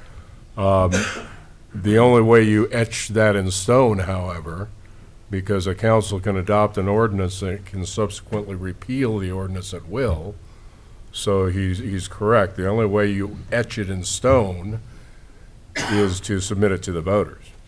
Okay, so you got up here at the last council meeting and you bagged on the previous attorney for not giving complete information. Then you got up here and didn't give complete information. If what this young man is saying is true, why don't we know about that? Why don't we do it? What's the big deal? Well, we were discussing what they had been apprised of previously. And now we're discussing what you apprised them And I was of. explaining to them what they had been told previously Right. was incorrect. Okay. Okay? All he's talking about, I think, is submitting it to the voters so that Yeah, it's it's a great idea. forever and always that way until it's changed by the voters. That's the way I took it. So I'm not, I haven't left are the anything voters- out. so rather than the That's just a way of making it impervious to attack by a new council. Gotcha. It doesn't do anything relative to protecting you from a Voting Rights Act claim. Gotcha. But the people can pick whether they want 5 and rotating or 5 or 4 and elected mayor. The people can decide that. The people can make that decision if Thank the you. council elects to give them that opportunity, sure. Joe Mendoza, 3321 Mulberry Street. I think we should have our mayor elected by the city, not among yourselves. So I say we go 4 districts, and then we decide who the mayor is, not among yourselves. More comment? I agree with the gentleman. As I said earlier, most major cities have mayors elected directly. And I also support that mayor should serve a full term of whatever is 4 years. 2 years, you're not really, 1 year it's gonna take you to adopt policies, and then by the time you implement them, you're out of office. So that there's no accountability. So public doesn't know, like what we're doing now, rotating chairs. 1 year, then there's another mayor, and if there's a project going on, you say, hey, I promised the people this, and I performed, and this is what it is. And it takes time to do that. So my question to council is that if we do go to the route, do you have any history on other cities who have changed from the current status that we have? to mayors at large, how they did that? Did the city council resolutions, or did they go to the voters? The most recent one would have been, I believe, Madera, the city of Madera. Okay. And they went to, they have 7 council members. So they went to 6 council members elected by district. And they have an elected mayor, and they did it by ordinance. Okay. And my second question is that if you have 4 districts, I don't know how the Roberts rules apply, that if there's a tie, does the mayor just make and break a tie, or is the mayor going to have a full right to vote like anything else? The mayor has exactly the same power as any other council person. The only difference, he's 1/5 of a vote, basically. The only difference is that he is the presiding officer, which means he gets to make certain procedural decisions that affect how your agenda is ordered. Yeah. So I would say that if, just pass an ordinance and go to 4 districts and elect, like the gentleman said before me, a mayor directly by the people, and have a 4-year full term. So you can assess, what's going on, who's taking responsibility, rather than every year, you're moving around. And it causes a lot of confusions, I believe. Thank you. Thank you. Thank you.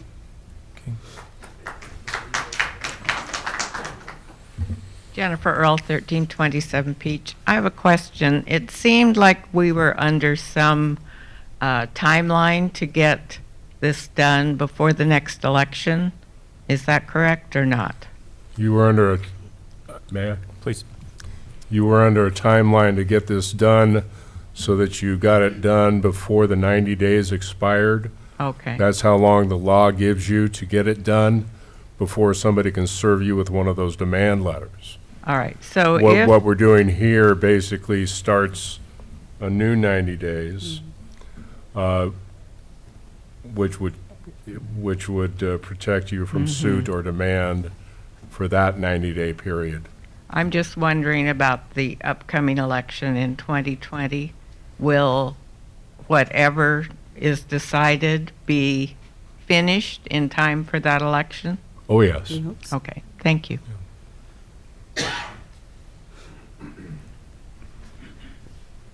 Teresa Salas.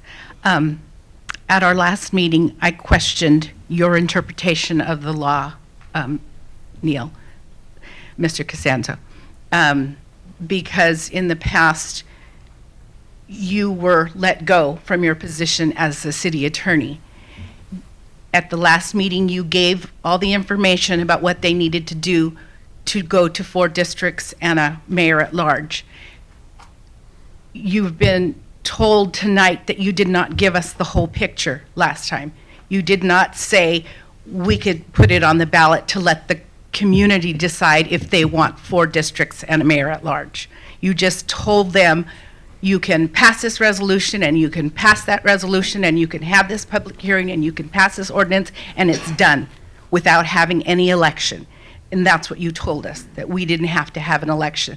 You didn't tell us that we could have an election. That, to me, is evidence of you withholding information from the public to better serve someone on the council rather than the community that they're supposed to be representing. I would like to know how we get this put on the ballot and what we need to do to put this before the entire city to say that they want 4 districts or 5 districts, and then what our timeline is, again, to prevent us from being served a demand letter. What would we pass now to protect ourselves, but to put this on the next election to say we want 4 or 5 districts? Sure. Okay. First of all, I don't think I withheld anything. The notion of an election, putting this on the ballot, was something they discussed in connection with the original proposal to have a mayor elected at large. And so that was, to my mind, something everybody already knew about. That was the first thing we discussed. And yeah. that's not something I brought up. It wasn't relevant to the discussion. What was relevant to the discussion Got voted down. was how you got to that point of having a mayor elected at large and 4 districts and still avoiding liability under the Voting Rights Act. So that's what I addressed.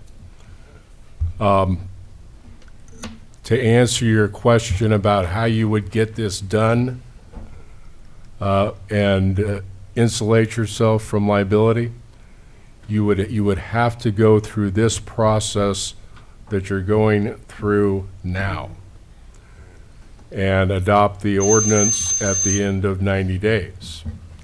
That would be in place.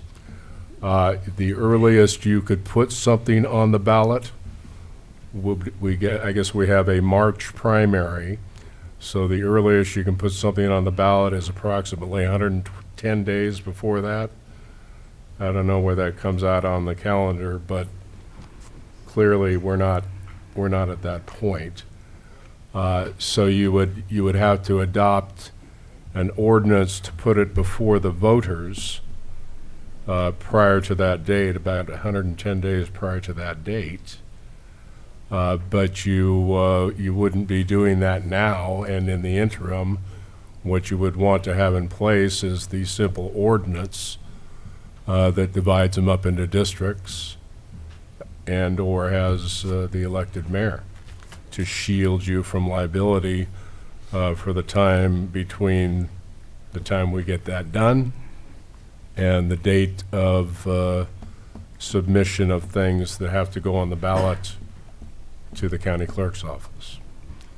So is that a possibility? Can we do that? What does the council need to vote on today to make that happen? Well, nothing today.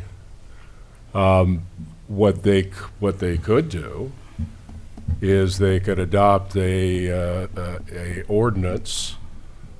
Say they adopt this amended resolution, and they go through the process and they adopt an ordinance dividing it up in 4 districts with an elected at-large mayor.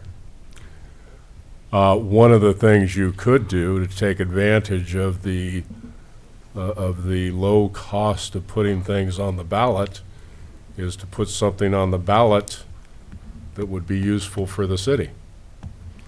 And what would be useful for the city would be to become a charter city. And if you put that on the ballot, you could simply incorporate by reference the ordinance, and the voters would be voting on that in addition to a charter.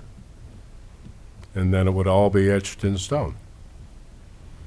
Or you could do it without the charter and simply have them vote on that ordinance, whether they approve it or not. So it could be an election item. So I think what he's saying is, if I understand you correctly, we could go through our motions here, do what we're doing here, and then it would still go on as an election item in 2020, whether or not to continue what we're doing or whether to go with another system. Is that correct? You could certainly do Another that, kind of yes. districting, 4 or 5 mayor at large.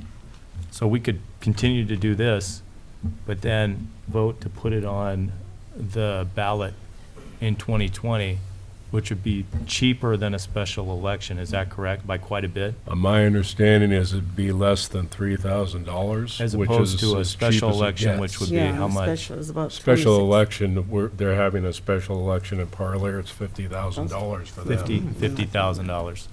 Okay, all right. So, and if you recall, that was the first thing I brought up, was to go to, excuse me, I'm speaking, the four districts and to go to the voters for an election, But whether that was, they wanted to do that was voted down And by now the you're- council. And ma'am, now you're coming back and saying, you know, it's just kind of anything to get away with what we're, you know, Well, from this 4 the- districts the and council mayor voted- at large. So now you're kind of gotten away from that, but you just want to The resist va- this. the but- council voted against having Because we were 4 misled. districts. We were misled by the other This is- attorney. This is not a public hearing. This is just That's not public true. input. The next item is a public hearing, so this is just a comment. Okay. Is So- that good? Yeah, well, he answered my question. Now it's up to you guys what you decide you're going to do. We if still you're have a gonna- public hearing item tonight Yes. too, so we'll come back to this as well. So I'll bring, with that, do we have any, pardon me, do we have any more public input? Did you have? Can we get public, and then we'll come back to council? Bring it back to council. Cornell Cinder, 1416 Barbara Street, and on behalf of our Sikh community, and we would like to see if City of Selma have 4 districts for the councils and mayor at large, with a full term, 4 years, so that the mayor can serve the citizens of Selma to the best of his ability, implement the plans, design the plans, and implement them. Thank you. Thank you. Okay. All right, with that, we'll bring it back to council. So- Councilman So Tria. she brought up an interesting question, Neil. So earlier, and you did bring up the fact of the mayor in four districts, and We that's did. where we To be voted. elected by the Yeah, to by be the elected, public, and that's by where the people. we voted, 3 of us, to get keep rid of it that, at to mayor. not do that, So, to not go to the public. the question I have is, you stated that, to her, that you brought that information because we brought it to you. But in the past meeting, you told me when you stepped down on the podium that you were actually doing it for your due diligence and making sure that you were representing the city property. That's what you stated to me. When you decided, when we asked you in regards to why you added the information to a mayor at large in 4 districts on, or did your research, your staff did your research, and you told us that you were doing that because you knew that the city council was talking about this and you felt it was in your better interest, that's what you told me there. Right. I went back and I reviewed your prior proceedings, and I noted that you had been misinformed about what 34886, 34886 actually provides. Okay, so you did. So And- you, and so I- you I- stated I- that because of that. So let's move on. I don't want to go to sleep here. Okay. So what the question is since the attorney is representing us and telling us that it's okay to do, we're not going to be liable, and we have a council, and we have a majority of people here stating that, the mayor at large and 4 districts is good, why don't we post, I mean, I feel comfortable, and we should feel comfortable, why don't we put it out to the public and have them vote and say, hey, we want a mayor? Because when you, If that's the case, let the people vote for it. I personally think we only need 5 districts, but, some feel one way and some feel the other. When the mayor talked about sending to him at large, it wasn't to choose between 5 districts and 4 and a mayor at large. It was, oh, I want to be mayor at large. That's what it was. That's not what I That's not said. what he That said. is a Yes, it was. lie. That's a That is a lie. misrepresentation. I Mayor misspoke, Pro excuse Tem. me. You did. You I did misspoke. Do not misspoke. lie. Thank you. Listen, what we have here kind of looks like economic gerrymandering. Because the mayor, we are not a major city. The mayor in Selma is just a figurehead who runs a meeting and does appointments and stuff like that. But he has no more authority than myself, than Sarah, than Jim. It's not a major city. That's why we rotate it. Okay, that's why we need 5 districts, because we are not a large city. This is not a strong mayor. So 5 districts is all that we need, because it costs a lot of money to run for mayor. And if we are basically saying, unless you have the resources, the financial resources to run for mayor, you can never be mayor. As if we go 5 districts and we do a rotation or whatever, running for a district is so much affordable, and we have quality people out there who will make this community even better than we can ever imagine. And they would have the opportunity to have a realistically opportunity shot to be on this council. So perhaps the best thing at this point is, because so many feel one way and so many feel the other way, that we put it out to voters with the option of 4 and 1 or 5 districts and move forward for that. So those are just my thoughts. I'd like to say something. I ran for council this past election, November of 2018. And I went door to door, and I saw a lot and talked to a lot of citizens here in Selma, throughout the whole city of Selma. And the majority of the individuals stated to me that they want to vote for their mayor. How come Selma doesn't get to vote for their mayor? We went through this years ago where we wanted to vote for our mayor and it didn't get passed. My question is to the individual, the young man that came up, and I understand your philosophy, but what I'm asking is how does Kerman, Orange Cove, Parlier, Sanger get to vote at mayor at large and they haven't been sued? Do you want me to come up and speak to that? If you like. Yes, ma'am.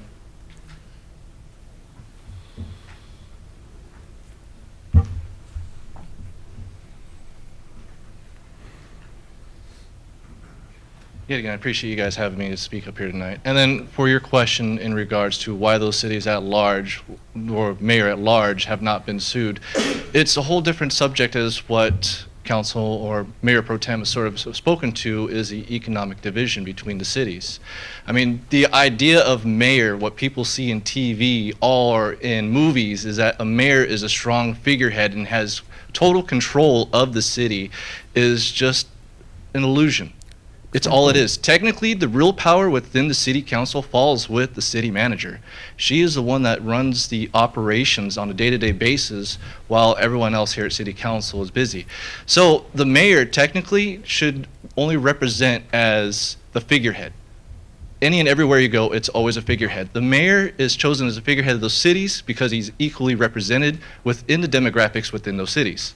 Now, when we come to Kingsburg, when we come to Selma, when we come to Fowler, we start coming to these cities where you start seeing a lot of economic divides, and it sucks, but it's the way life is. It's the way this country is run. We have those divides. To prevent those divides from overtaking us, we have laws in place to sort of prevent that. Kerman, Orange Cove, there's not going to be an issue with that because the demographic is probably 80–90% of that ethnic group or of that poverty group or within that economic realm. So therefore, there's not going to be any lawsuit unless someone is in an extreme minority feels like they are being taken advantage of. Other than that, the mayor represents the city as a figurehead. He controls the meetings. The city manager actually functions and controls the city staff. So therefore, the public needs to be educated and to let know that the mayor is not a position of power that they can just do anything at will. I mean, you look great, and if you guys had a ribbon, that would look awesome. I mean, I can see you guys in public and say, hey, it's a mayor. But other than that, it's just Okay. This is a democracy. Yes, Thank sir. you. That's right. Thank you for your input. I appreciate that. But everyone, this is a democracy, and you're the boss. You wear the sashes.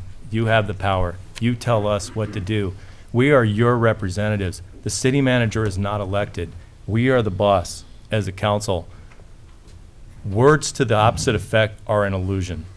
We are here to represent you, the people, and to do your will after you elect us. We work in partnership with the city manager, and yes, it is a strong city manager form of government, but we represent you.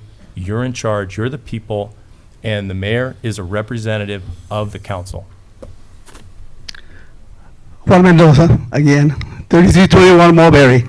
I appreciate a young man coming over here and explaining a few things. But we don't have a problem that Kingsburg has. Exactly. We are majority Hispanic right here. So I don't see how they're going to sue us. Who's going to do it? Look at the city council.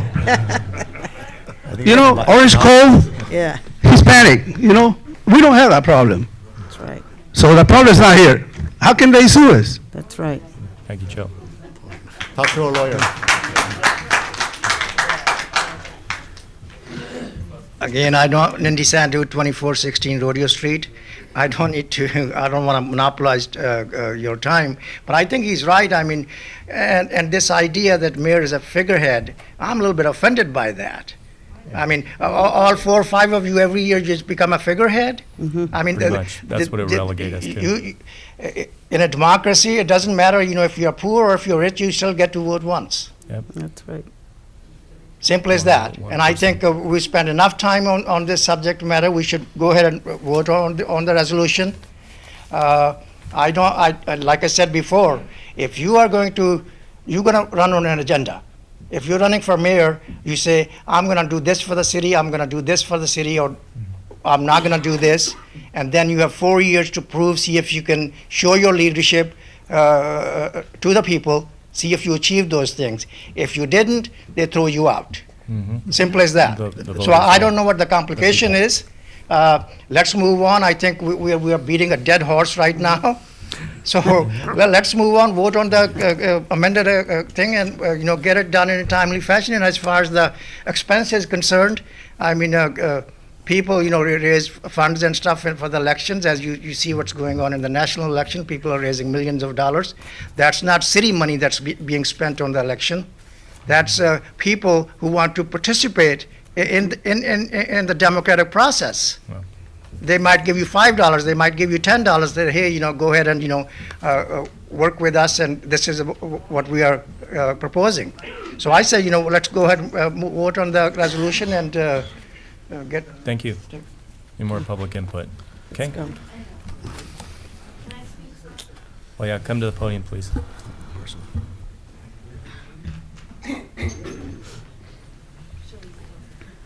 Rosemary Allen East, 2565 Almond Street. I don't think he understands what City Council Member Franco and John are discussing. I ran for City Council. I didn't have any money, so I didn't buy any signs. I didn't buy drone. Excuse me. She's speaking to us. She's just looking at you. Okay. She's talking to us. I couldn't afford a drone to go through the whole city and post it on Facebook. I couldn't afford a couple of thousands of signs to put on people's yards. I went door to door. I couldn't afford to buy people Tejano tickets to get a vote, whatever like that. So I totally understand what you're saying. It's expensive to run for city council, and if you don't have the money, you're not gonna win. Exactly. So people need to understand that. Thank you. All right, with that, we will bring it back to the council. And I would say, Ms. Alanis, you did awfully well in the election. You finished ahead of a lot of people who did have more signs than you did without a sign. I applaud you for going door to door and making the effort that you did. That's what it's all about. That's right. I would bring it back. Is there more Yeah, discussion or is there a motion? I'm gonna, I've been analyzing the whole piece. I'm on the ground. If anybody knows me, I'm on the ground talking to people. Are you wealthy? Jim, are you a millionaire? No, I'm not a millionaire, but hey. Because you sure finished with a lot of votes over the years, I'll tell you. Yes. You did 20 years. Yes. Yeah, and did you do that because you bought the votes? Oh, no, I didn't buy it. I actually walked and talked to the people. That's the difference between. I know, that's what I did. That's I why I wanted to talk that's to the doing people. I didn't buy a anybody else. single you know. vote. But I'm gonna make a Can we motion have here. point of order and get back to business? We're No, starting I'm to gonna get make a into- motion. They got Excuse me, we're offended. just- They got we're just offended. I got discussing. offended here. I'm gonna make a motion here, guys. After considering all this, I'm gonna consider amending the resolution of 29-R, dedicating the city council to adopt a resolution to elect the 4 districts and elect the mayor at large, and California Voting Rights Act 2000-001 pursuant code 348886. Okay, I'll make second that resolution on that. And now we got a Discussion? first and a second discussion, council. So if we, so Jim, you got 20 years under this. 16. 16 years, and You- in all give 16 me years, credit for this city's moved forward. The mayor has 10, 20 years, or 15 years. If you've been elected and No, you feel, no, and I you don't. feel, and No. you feel that Get it confident, right. Get it right. why don't you get it Going on right? 7. Why don't you just kind of give me a little respect? I'm respecting you. You get it right. not. Get You're my not. Give me right. a little respect. I'm respecting You're you. not. You're not I'm only respecting me talking when to you you. get my Guys, name. can we That's get right. point of order, guys? Come on, Okay, point of order. please, Give me Mayor some Pro Tem. respect. One I'm speaker at a respecting you. time. Go ahead. So, if we have an issue in regards to fair representation, why can't we, and if we've been elected with no money, why can't we put it out to the public and let the public choose their mayorship, choose their council members, and we'll all be happy at the end? The mayor will be happy because he could go run for mayor. The council members will be happy because they can run for council. What's the big deal with us picking it? Why don't we let it back and leave the community to elect? Put it on a ballot. Put it on a ballot. Let the people. You got a majority of people here. They'll vote.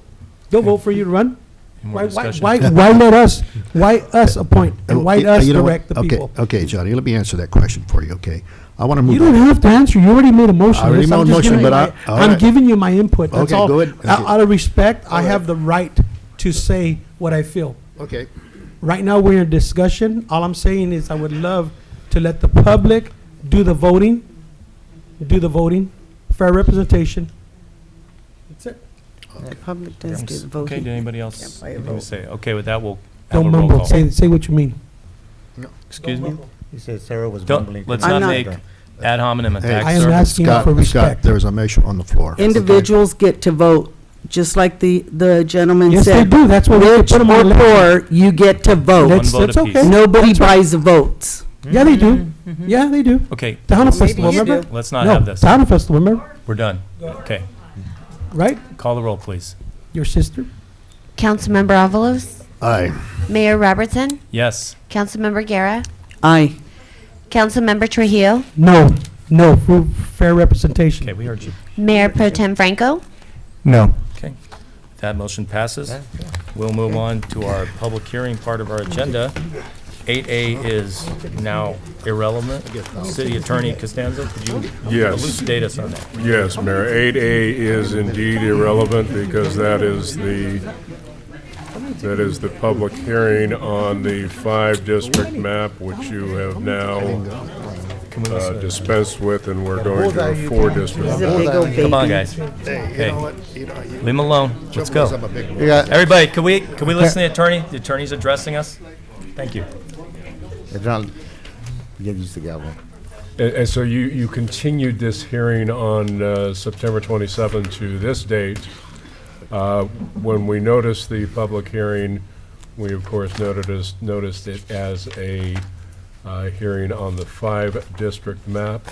If you look at Elections Code Section 110, it is quite clear that the section does not require a noticed public hearing, because every section that requires a noticed public hearing in the form of a notice published in the paper expressly says that. It'll say something like a noticed public hearing, or it'll say notice of a public hearing pursuant to Government Code Section 6061. This simply says you shall have 2 public hearings, and you may, permissive, seek engage in public outreach efforts to achieve public participation. You've been doing that for the last approximate 90 days already. The people that show up to a public hearing in response to a published notice are presumed to be the people who are interested, and you can continue a public hearing to any specific date or time, as you have with this particular public hearing.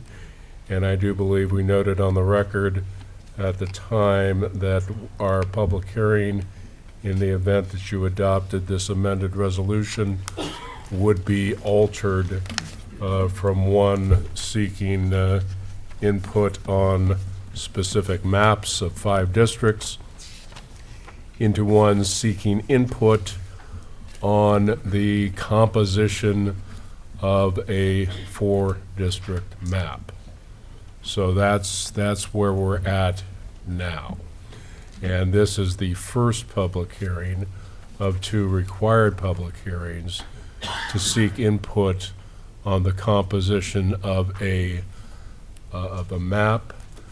You have in the staff report the various factors that you are allowed to and/or required to consider. The 2 requirements are simply that the districts be as nearly equal in population as is practicable, and that you don't draw the districts in an intentional effort to suppress the vote of a ethnic group or a minority group or a racial group. The things you're allowed to take into account are many and varied, and they are listed in your staff report. Essentially, you consider the topography, the geography, the cohesiveness, community integrity and compactness of territory, and the community of interest of districts.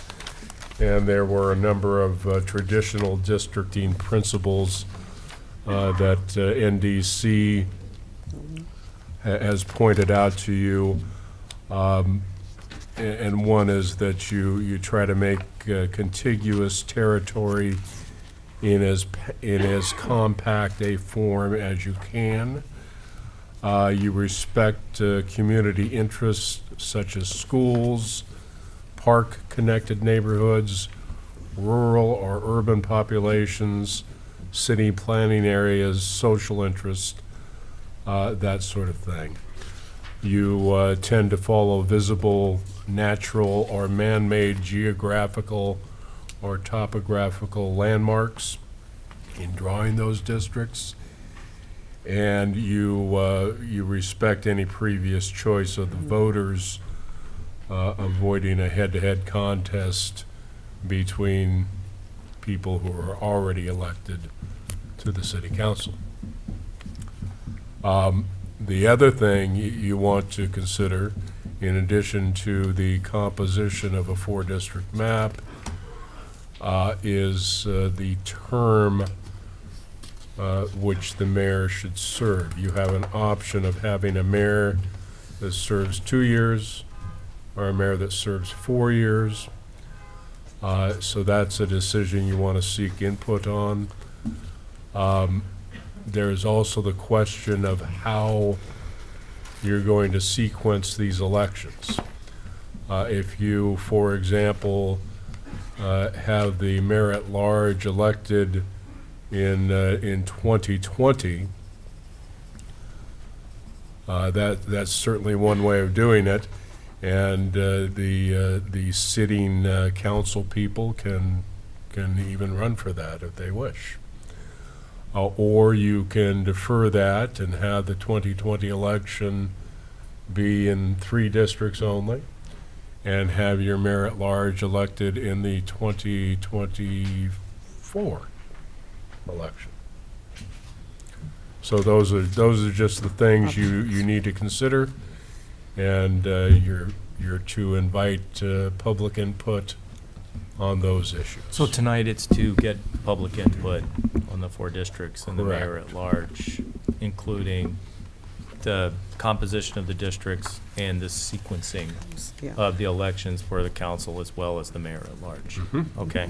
And just so mayor and council knows, and audience and viewers, our consultants, NDC, Shalice Tilton, is on the line in case there are any additional comments from Shalice.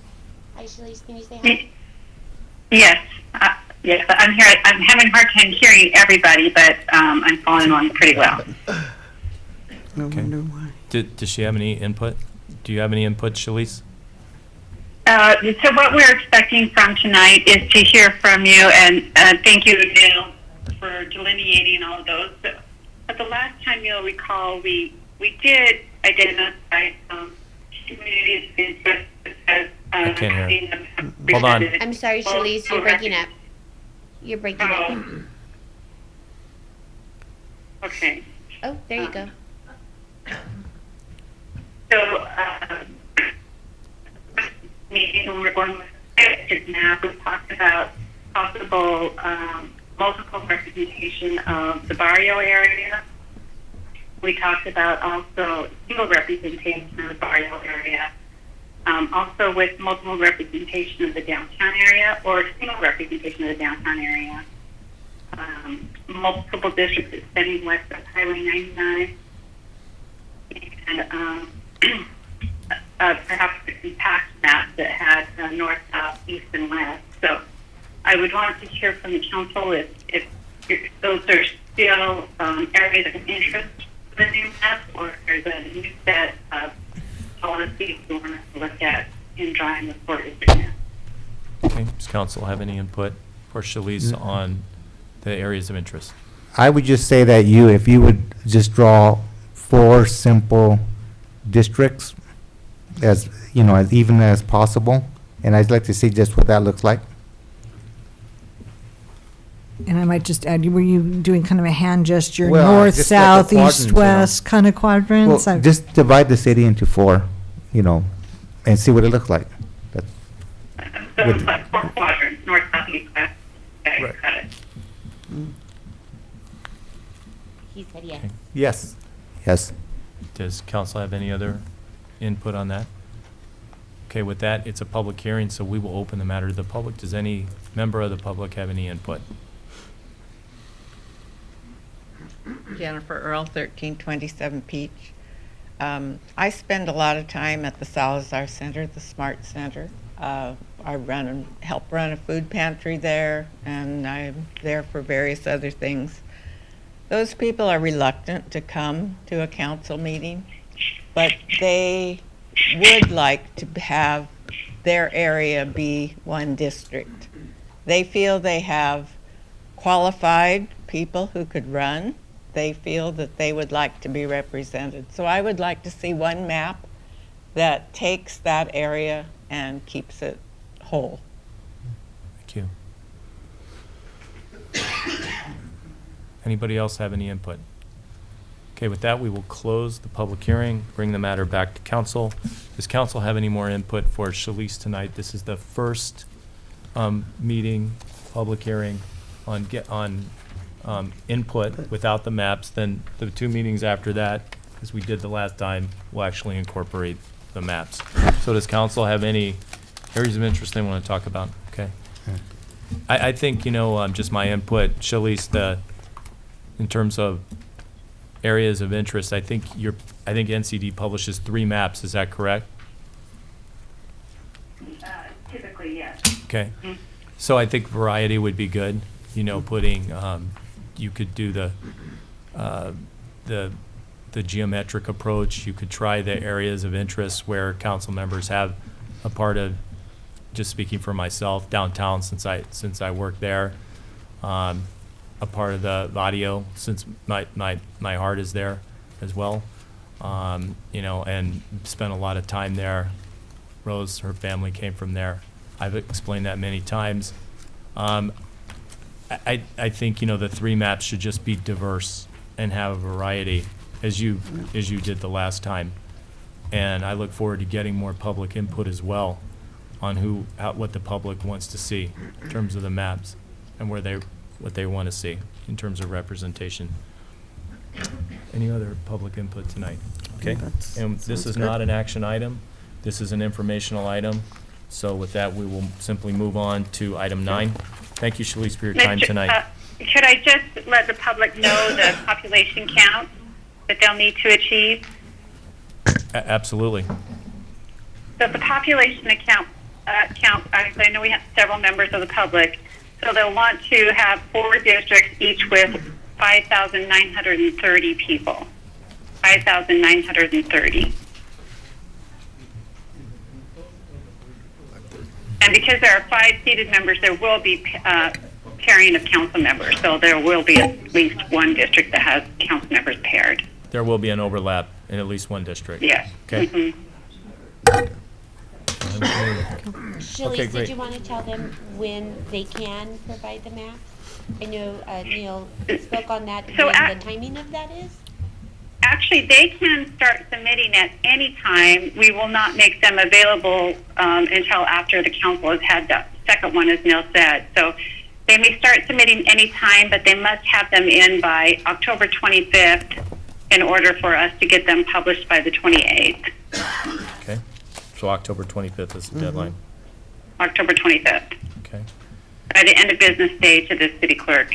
And you published an interactive review map the last time, which was helpful in terms of the population. Can the public still go on that map and see to make sure? Because I know some people wasted some time turning in maps that weren't population correct and got bounced. Is there any way we could eliminate that so people could actually see the population and could skip that step? And when they draw their maps, they would have the benefit of seeing the population can they still benefit from that? I think we had something like that interactive review map before. Correct, Okay. Shalice? Yes, the interactive map Yeah, viewer is still on the website. okay. So people And can they're still- able to activate the census block that shows the population by census. Okay. All right, thank you. With that, we'll move on to the next agenda item. Thanks, Joey. Good evening, Mr. Mayor, members of the council. My name is, can you hear me okay? My name is Joey Daggett, city engineer for one of the city engineers. Tonight, before you have a resolution which would approve the application for Community Development Block Grant, CDBG. Can you bring up the first picture? The picture. So this grant application was written in accordance with council's wishes and is in direct correlation with, I believe you said it was the downtown revitalization or downtown beautification item that the city manager brought up in her presentation earlier. So this is exactly what you guys asked for. So this is the vicinity of the project. Again, this is using CDBG funding, so only certain areas of town qualify. And this application also is in conjunction with a tree grant that we got. Shane, what amount did we get for the tree grant? We got $8,000. We got $8,000 to purchase trees, so this project would go through and update ADA sidewalks that are uplifted by the trees, grates, plant new trees.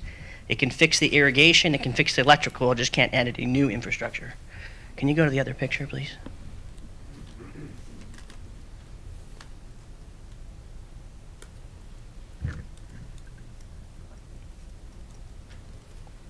So throughout downtown, you have situations like this that are trip hazards and not ADA compliant. This project would be specifically focused for that. And it has some requirements, so we have to do a whole block at a time. So the amount of money that is available in the CDBG pot is not enough to complete the grant. We can supplement it with other funds. Isaac can attest to that. But it would be scalable. So we'd apply for the full amount. We could design it and then bid it out in phases. So if you guys have any questions, I'm How does happy this to- differ from the CDBG agreement for last year? that This we is the just voted on in 2021, excuse me, this is consent? the 2021 application. Would which this is due. build on the 1920 CDBG No. improvements? This The is neighborhood separate. sidewalk, Yeah, the sidewalk was. connectivity project? This is a separate project. This is specifically for downtown. Okay, so this is separate from, Yeah. from that one. And where would the other amounts come from, the shortfall? Where would you get the shortfall from? Isaac?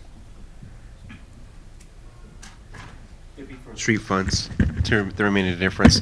Because the project area in which you're identifying is regard to sidewalks, median improvements, things of that nature, like the trees, it does qualify under a majority of your street funds that you can utilize. Okay. We also use ADA. You There's can also Measure use, C. yeah, at Measure C ADE funds. enough TDA in the has an accounts? ADA component as well. So there's different items that we can pull. Is there pull some enough money to together. pull to get the whole project done next year? We'd have to assess it. I mean, this is the beginning part of it, at trying to assess what the valuation of the project is. Right now, we're kind of had a preliminary number, about 531 for the complete project, but we're trying to scope that right now and identify certain areas. Some are worse than others, as Public Works can attest to. Larger trees are lifting up quite more, getting down into the roots. Kind of phasing this in will give us a true evaluation of what this project's going to look like. Again, we did some of the, which Shane will talk to later, but we did some of the trees where there was no trees already currently in there, which is a lot easier. But again, getting into the bigger side of the sections, like right here in Second Street, coming towards McCall, you're going to have a lot larger trees. You're going to have a lot more lifting. It's really going to have to assess what kind of damage is in there, because if it is going too far out, you're actually going to have to start breaking into the street more. So we're kind of giving you an estimate of what some of that tree root damage is going to be. But we're really going to have to start phasing this in to see what that tree value is. So yes, we can get started with some of the funds that we currently have, especially with the grant that we have for the trees. So we're trying to do a true assessment of what this project is going to look like and try and phase it in different periods. So I work downtown, and somebody pulled me into their office and said, you know, I tripped out there. You know, it's bad. And the sidewalk is peaked there because there are some tree roots going under the sidewalk. It looked like that could be addressed by this, but what you're saying is not only are you going to take care of the easily seen problems, you're also gonna diagnose the further problems where it's actually going under the streets, which could take a lot more work and a lot more money to get at. Is that right? That's correct. 'Cause once you start bidding it out, the projects, when you have other individuals do it, they'll dig into it and rip out as much as the root system they can. By doing so, we don't know how much damage is going to cause to the street or whatever gutter pans are there, storm drain maybe. I don't think there's in that street, right? There's storm drain in that system. I mean, so it's going to be a full assessment of what that root system has done. So that's why we're looking at phasing this through, doing it piece by piece, and doing it appropriately. We don't want to start patching things. We want to replace the trees. We just want to get it done right. Yeah, so essentially what we're putting together is a construction document, specifications, and I mentioned it's scalable, is exactly what Isaac was talking about. So it'll be, curb and gutter will be bid on a per lineal foot basis, AC will be bid on the tonnage, sidewalk on the square footage, the stamp colored concrete on the square footage, because when they start ripping the roots out, we don't know exactly how far the damage is going to go. Yeah. So, as well as the electrical. So it's hard to put in a scope of a contract when you don't know what kind of change orders you right. might So we need to get, bottom dollar on the per lineal foot basis, so we have something to put out to bid. Gotcha. Okay. It's very hard to put a number on it because no two scenarios are the same, and it's unforeseen what you're going to tear into once you start tearing it out. And this is like 30 years too. This is every bit of 30 years. Yeah. I started 16 years ago, and I've replaced sidewalks, and they're in the exact same situation they were when I started. Hasn't been looked at, so we've kicked it down the street long enough. It's time to get started on this. And again, just trying to phase it in, do it right, get that root system out of there, get an appropriate tree that's now been identified for that area, that will not cause this damage in the future. I mean, we're looking to put some serious dollars into it, so we want it to be long-term. Thank you. Okay, Isaac, with the current funding that we have now, how quickly do you think we'll get started on the project? We have 18 months. Once we apply for this application, we have 18 months to get the project moving. So with some of the current ADA funds, we can probably look at some of the pieces, but to do large strips, we'll have to get this full assessment. Okay. Once you know you have this funding, you can kind of leverage that. You can start with the other funding or apply for other grants that are like matching grants. Definitely. We can start phasing pieces in now, if possible, depending on where they're at, and then using this component too to just keep going. Just keep moving this piece of the puzzle around. How about the SB1 that funded the gas, known as the gas tax, where we pay more on our gas? Is any of that amount available for something like this? SB1 is more of a road maintenance product. We are looking for Nebraska to utilize those funds. That was the first one I understood that was going to be completely renovated with the SB1 funds. Where are we on that one, not to get too far We from received the topic? approval from Caltrans, E76 for engineering. So that's good. We got the notice to proceed, so we are proceeding with the design side. We've already have it surveyed, and they're starting. How far from bidding it out and awarding the bid do you think we would be? Probably wouldn't want to bid it out to the spring because Okay. we want to miss After the the rain. winter months and But avoid change but orders. maybe bidding it out this spring, Yeah. 2020. So the engineering should be done about a month and a half now. It's already getting prepared. That's good. It's just where's the weather going to be once that's done. Right. So, but it is in the pipeline to get taken care of. Okay, thank you. Perfect. Does council have any other questions or issues? Anybody from the public like to weigh in on this matter tonight? No. Okay. Thank you, Joey. Thank you. Appreciate that. And with that, is there a motion to approve make the a motion to, application? Excuse me? Close public. Oh, it's a public hearing, sorry. So with that, we open the public hearing. We didn't receive input. We close the public. Okay, come on up. Can you get her on microphone, please? So just to be clear, we open the public hearing, and the public hearing is open. My Sally Guerra, 2221 Park Street in the barrio. On September 29th, I called the fire department, 911 at 2:43 in the morning. There was a fire on the empty lot next door to me, which I had addressed to the city in May and June because I was quite concerned of the grass and the trees that were growing in there. And the city told me that they finally called me back and told me that they had taken the fire marshal and the code control and there was no problems. On the 29th of September at 2:43, the lot was on fire. We called the 911 3 times. Nobody answered. We called the police department, and they told us to call 911 again. My son-in-law came out with a garden hose. The little neighbor from across in the house next door, which is like old wood. If they hadn't turned off the fire, that whole house with children and our house would have been on fire. The next day, we went out there, and there was a gentleman there living on the property. And called the police department. They came out, and they looked. This man had built like a igloo, covered with branches, cut down all the trees, made like a home. So my husband went over there, and he looked. The man had already, he even had a motor scooter there. You couldn't see nothing from the street.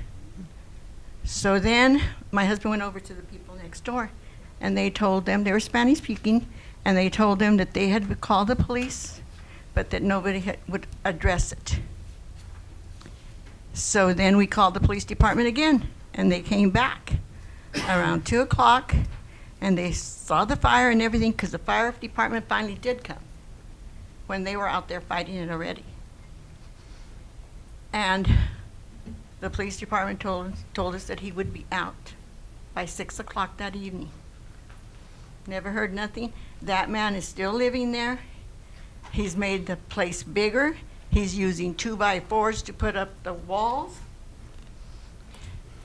And my husband, we're scared to even go over there. My husband and I are 78 years old. I just bought the 2 homes there. But I just cannot believe. Now he's doing his laundry, he's hanging it out there. He comes out and has a cup of coffee, walking the street out there.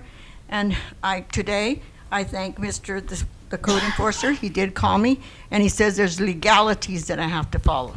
What are the legalities?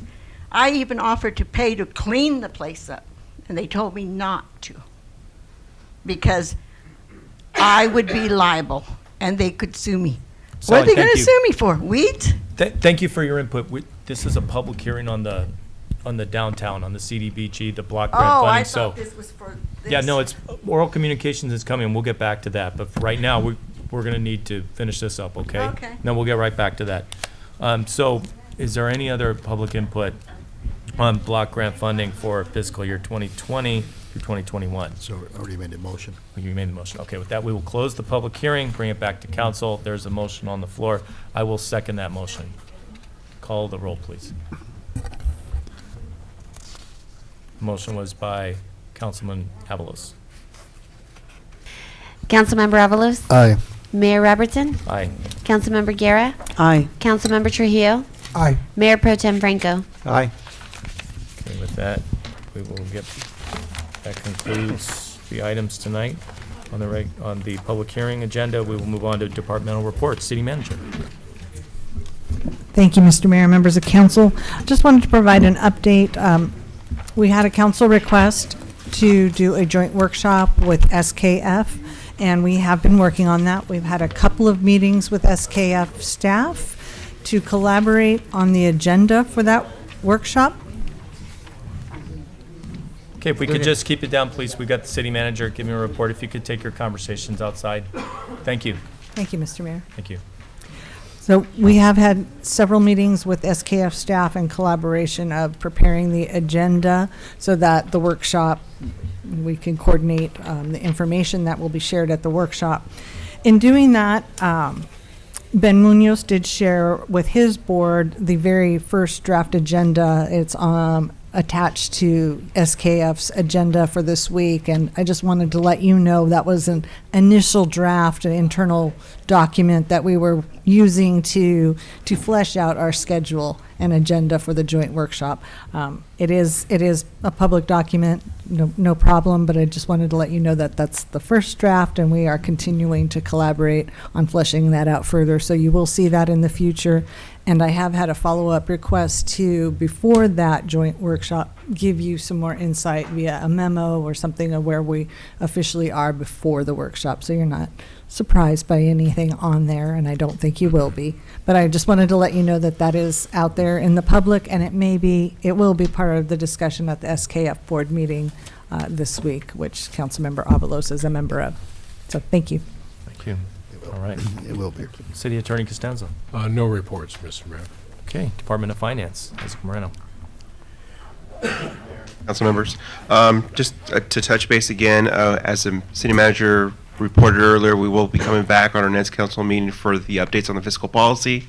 Again, this is coming back from the budget process and some of the policies discussed at that time, so we're bringing back the next meeting. I'll also be doing a presentation for the first quarter of the fiscal year, for this fiscal year at 1920 for the first quarter budget update, so you have that information as well. That's the end of my report. Thank you. Public Works, Shane. Mr. Mayor, members of council, I'm just going to go over briefly the grant we received for the trees. It came through the San Joaquin Valley Citizens for Healthy Environment. I want to special thank Heather Credit in Finance for helping us get the grant. It was kind of a rush deal, but we all jumped on board once we heard the money was available, got it. We used $7,650 of the $8,000. The grant covers a third of the trees that we need to purchase for downtown. We purchased 41 trees total. They're Oklahoma redwoods, that's the variety. The trees we're in 24-inch wooden boxes. They're 5 years old, started by the guys that work at Luis's Nursery, which is in Visalia, a place I've been going for over 20 years. They gave us a pretty good deal on the trees.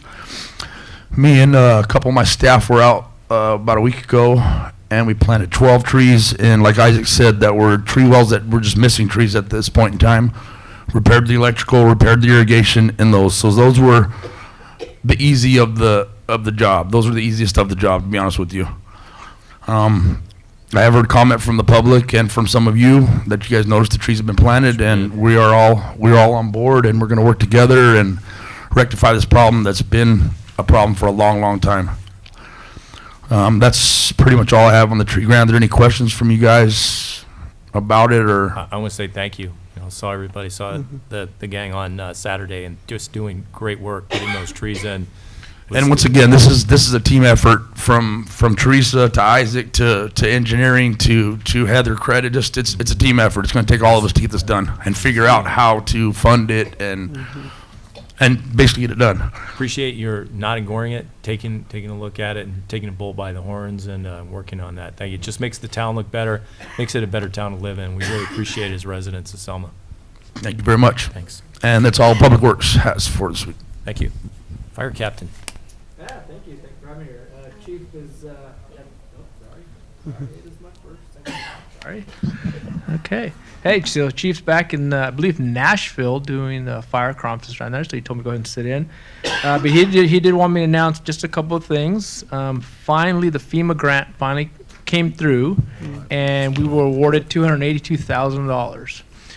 The grant was actually a joint grant with us and North Central Fire Protection District.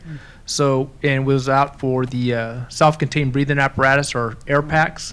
So of that grant, we are going to share that grant with North Central Fire Protection District, and we're getting 17 packs with 2 cylinders each pack and a mask. So we'll be able to outfit all our members of the department with masks, and every first out or first line apparatus will have brand new SCBA packs on them. So that's kind of a good thing for us. I think the last time we had those was probably maybe 10, 12 years ago.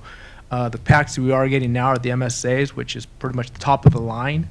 And we should, hopefully have those. I think they went out to vendors, I believe, last week. So hopefully we'll have those in by the end of the year and get them in service. And then the only other thing we had is October's Breast Cancer Awareness Month. So you'll see the guys in their, we call them the pink shirts, although they are still blue, but they do have the pink outline and stuff like that. So you'll see the guys out dressed with that throughout the month of October. And that's all you had. Thank you. It's good news. Chief? First, I want to update you. I know you are all aware of the subject that was stabbed. Just so you have an update, within 48 hours, and I shared this with the city manager, within 48 hours, he was not only out, but he was involved in a new fight and ended up at Selma Community Hospital to get his sutures repaired. What we have thus far is he's uncooperative, not telling us anything, and we have no indication of any type of gang connection. He is not somebody that has been here long-term as a transplant in here in the last 18 months. So that's where we sit on that. On a different note, I don't have stats for this week. Our analyst was out of town on training and was not able to get them to me. The third thing is in connection with, I know you're all aware of the rail collision we had about a month ago.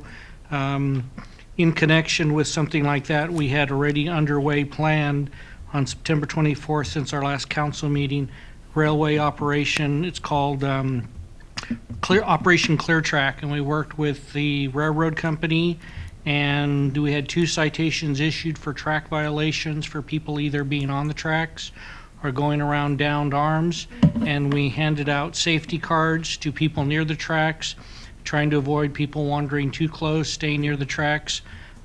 So again, trying to get the public educated about how dangerous it is to be close to the rails when a train is nearby, and hopefully avoid any future incidents like this.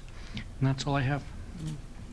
I just wanted to make a comment that, I was watching the news yesterday, and I was looking at the Magic team going after violations, probation, doing a sweep, and I saw the Selma PD patch. It was front and center. So that is called Operation Gold Star. We've done that in Fresno County for, I want to say, 18 years, maybe longer. They did the one for the South Valley about 2.5 months ago, and did the same type of thing, brought in Magic, and we went through the South Valley and all of the communities. They came in and we did the same thing with them. It's kind of an honor to have an officer from your city on the Magic team, right? Yes. Distinction. Great. Great job. Good for the PD. Thank you. Okay, with that, we'll move on to Mike Kirshner, Parks and Community Services. Mayor Roberts, Member City Council, I just, if any of you would like to be a judge, the seniors are having a Halloween costume contest on Thursday, October 31st, so give Liz Martinez a call at the Rec Center, Senior Center. I'll give you the times exactly when the judging will be. And Peter Ringo Park, I think you read our weekly reader from the Play Corps, Game Time, and CPRS, California Park Rec Society. We received a grant of $52,000, and the city will match it with our TOT of $52,000. So 95% done with the diagram and the drawing of the playground equipment, so that'll go to Peter Ringo Park, and it's going to move quite quickly because we're part of the grant is paying for the a firm to come in and install it, and so now we're working on Brunlinger Park as our next project as far as replacing playground equipment after so many years. I appreciate that. Yeah. Thank you. Okay, from that, we'll move on to council reports. Councilmember Seguin.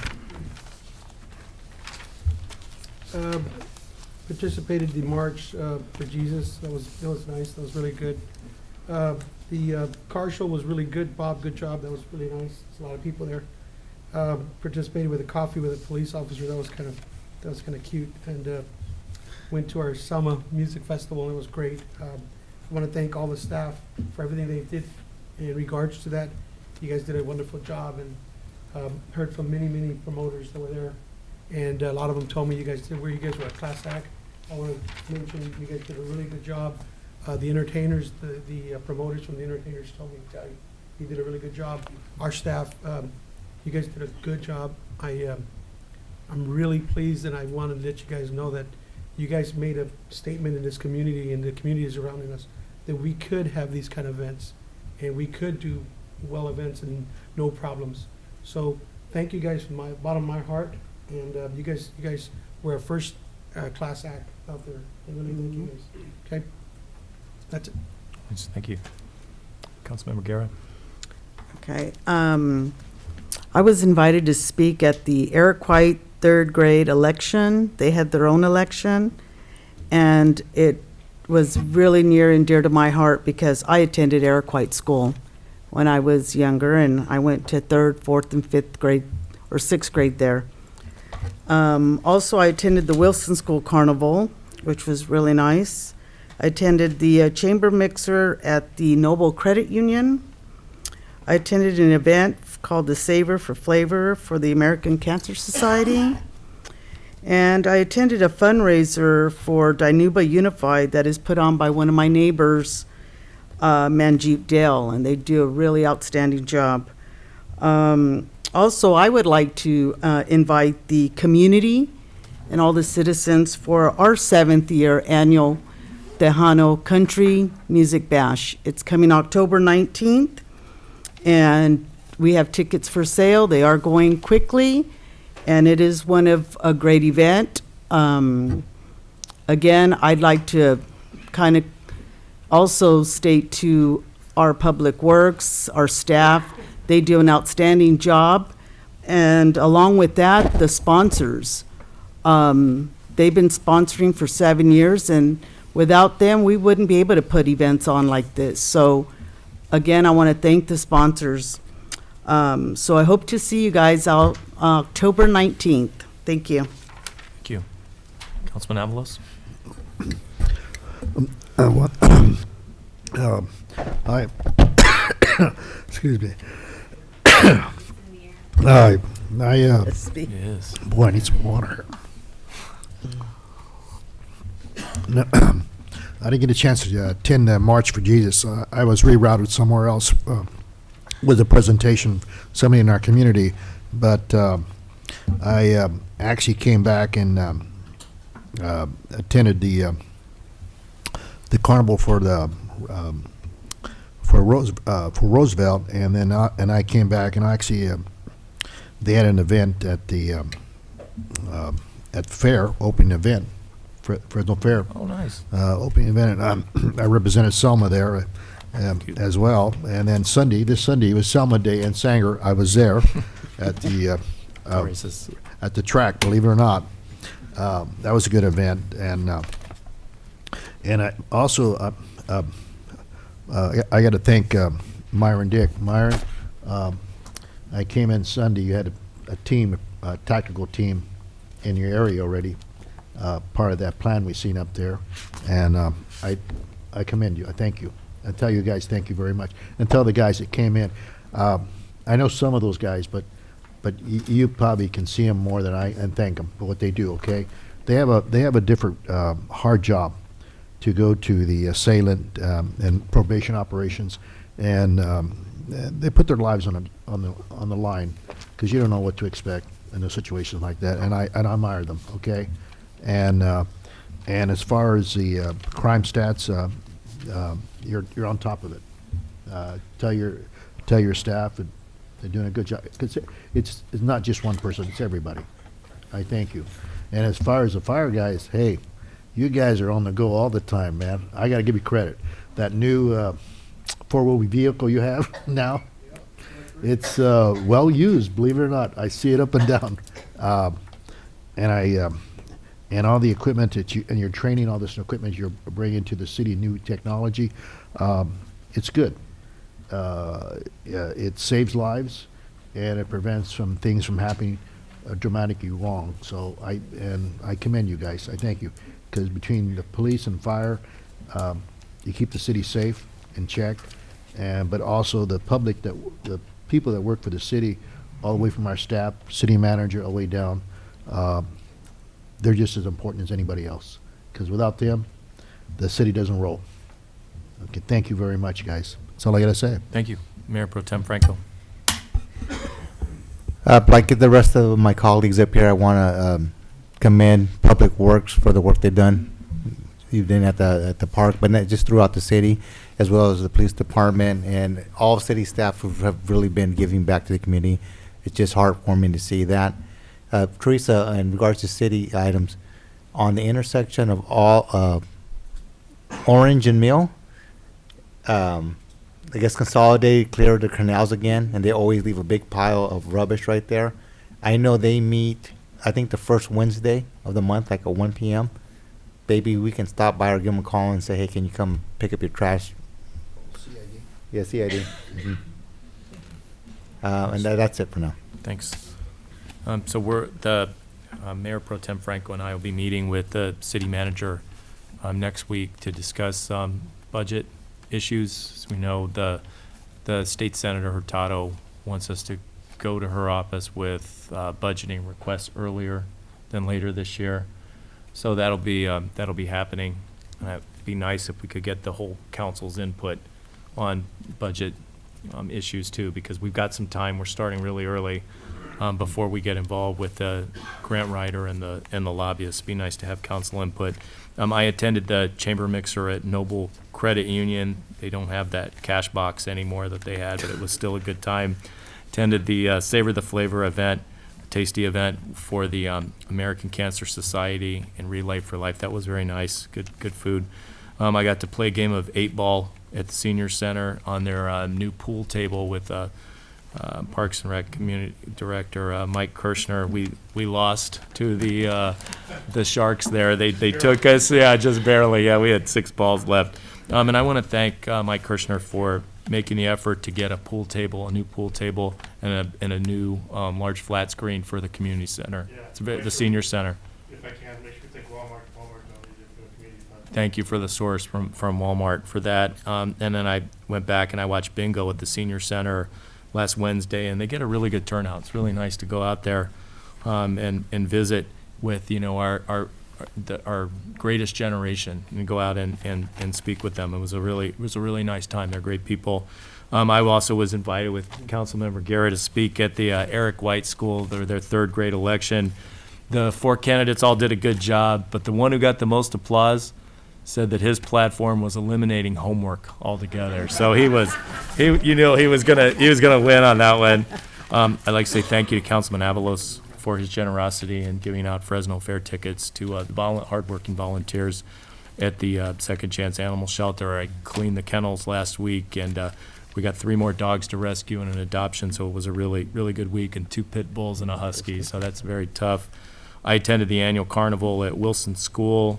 I attended COG, this will be it for me. I attended COG last Thursday night, Council of Governments, and the board voted to approve a regional education effort to put Measure C on the ballot 4 years early, 2022, to reapprove that. So I guess the thinking is get it on there early so that if it goes down and the half-cent sales tax is not approved, they can try it again after that. It's been a really good event, or it's been a great measure for our county, a benefit to our county, and we'll be realizing the benefit with the Golden State Corridor project, which will be starting up here in 2020. Also, Fresno County Rural Transit Authority and the maintenance facility plugs forward. Moses Stites, the director, who's really happy with our city, said that he's got 2 more acres that he's purchasing for $410,000. He's going to turn that place in as soon as that fire training facility is off of there and can move. And I realize it's been a phasing issue because of the soils test. He's going to put up a space for a 100 vehicle fleet, compressed natural gas fast fill fueling station, electrical vehicle charging area, and a vocational center for bus repair and new technology training. So it'd be a really, not just a good service for our county-wide, and we're the nexus of that, but also it'll be a revenue raiser because we'll get businesses that come in here and utilize that facility. And I could see that new training facility adding a lot to the general fund in the coming years. And with that, we'll move back to oral communications. Our last oral communications of the evening. Anybody like to step forward?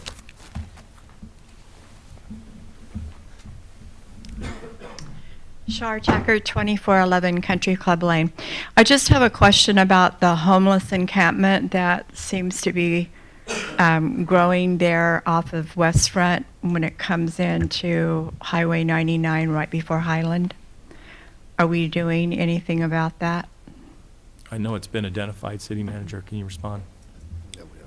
Yes, we have been working on the different encampments, and code enforcement, police department, and public works have been working on continuing to move those and coordinating with the different properties. Okay, another, more input? Cornell? Cornell Cinder, 1416 Barbara Street. I want to bring this location to your attention, Public Works, Engineering, and Council. Every time I take a morning walk, this tree irritates me a lot. And this tree is on the outside of fence before the curve starts. So there's space only that much, and this tree is growing bigger and bigger. And this is right by on Barbara Street and Orange. So in future, it will cause a routing problem, will uplift the curve, and I'm concerned with the school kids, you know, they're always there. So secondly, on November 15th, 16th, and 17th, we, as a Sikh community from all over Central California, celebrating our first Guru's 550th birthday, which is a very exciting event for us. This is only, we're probably going to see one time in our lifetime, you know, once. So it's a big event. There is no street parade, nothing. So we invite everybody from the community. So please participate, come by and have a free food. Thank you. 3 days? 3 days. Okay. Yes, sir. Thank you. Thanks for your generosity of your Gurdwara. I know we heard from Mrs. Guerra earlier. Do you think you could talk with Mrs. Guerra? Could you maybe get her contact? Sure. City Manager, may I? Could you get her contact information so Chief Peterson can contact her and find out her concerns? Yeah, I'll definitely talk to Chief, and I'll also talk to Anthony and see what. So she did mention the fire marshal out there, so I'll talk to Anthony as well, see if he's was aware of it or what went down or what was going on with that. But I'll get her information. I'll make sure the Great. Chief gets it. Thanks, Captain. Appreciate it. Mayor, Just wait just for the mic.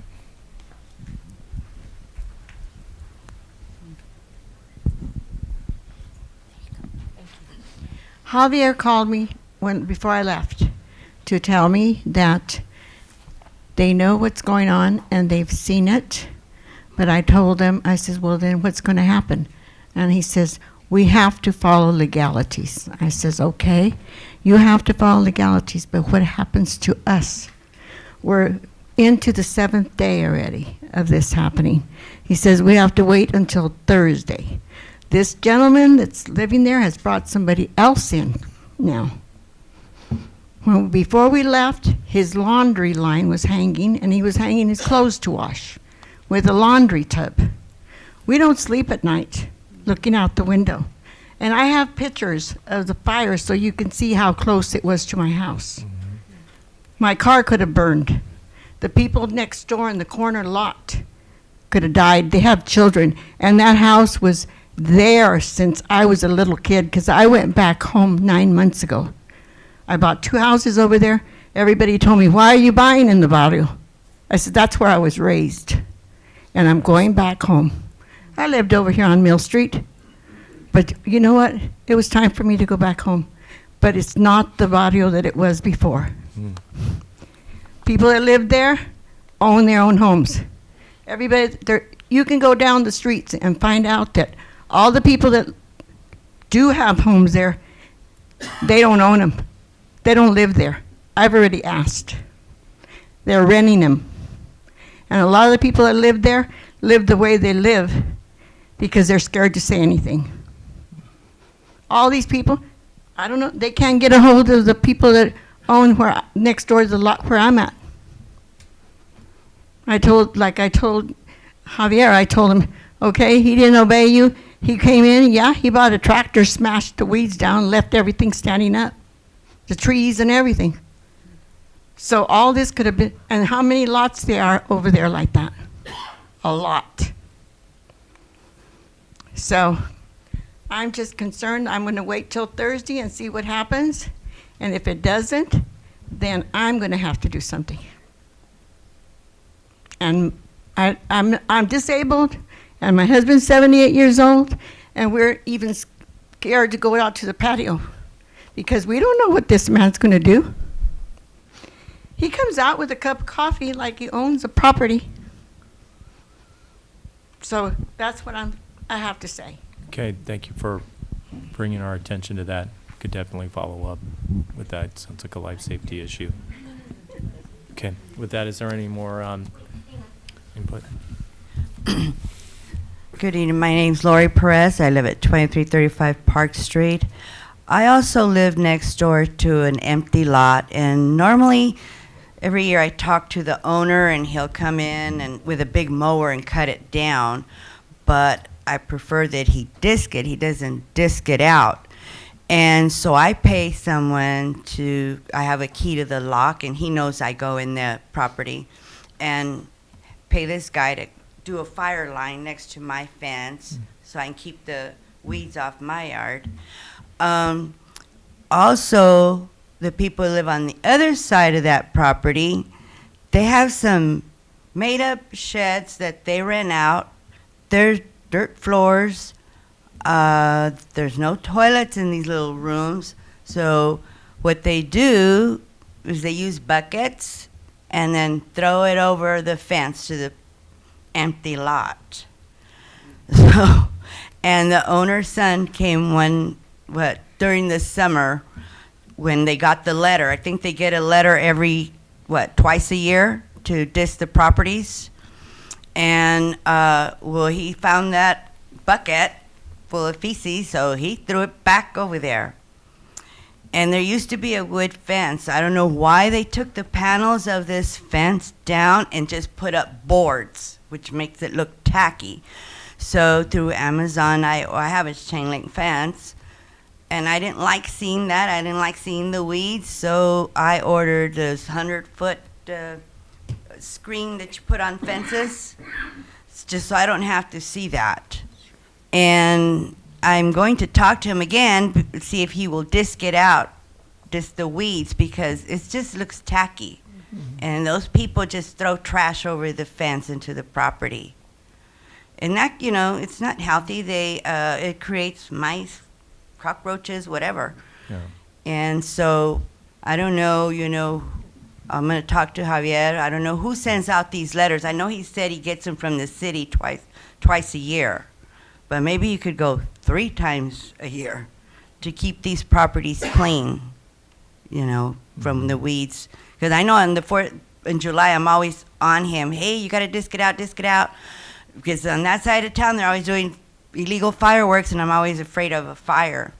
So, he comes in and, cuts it down, but he doesn't disc it. So maybe we can go 3 times a year instead of twice on them cleaning their properties. Thank you. Okay, thank you, Lori. Anyone else have any input tonight for oral communications? With that, we will bring it back to council, and Tejano Concert, October 19th. Good thing for Second Chance Animal Shelter, American Cancer Society. Tickets are $15 in advance and $20 at the door. Do we have a motion to adjourn tonight? Make a motion to adjourn. Okay, we are adjourned. Thank you, everybody.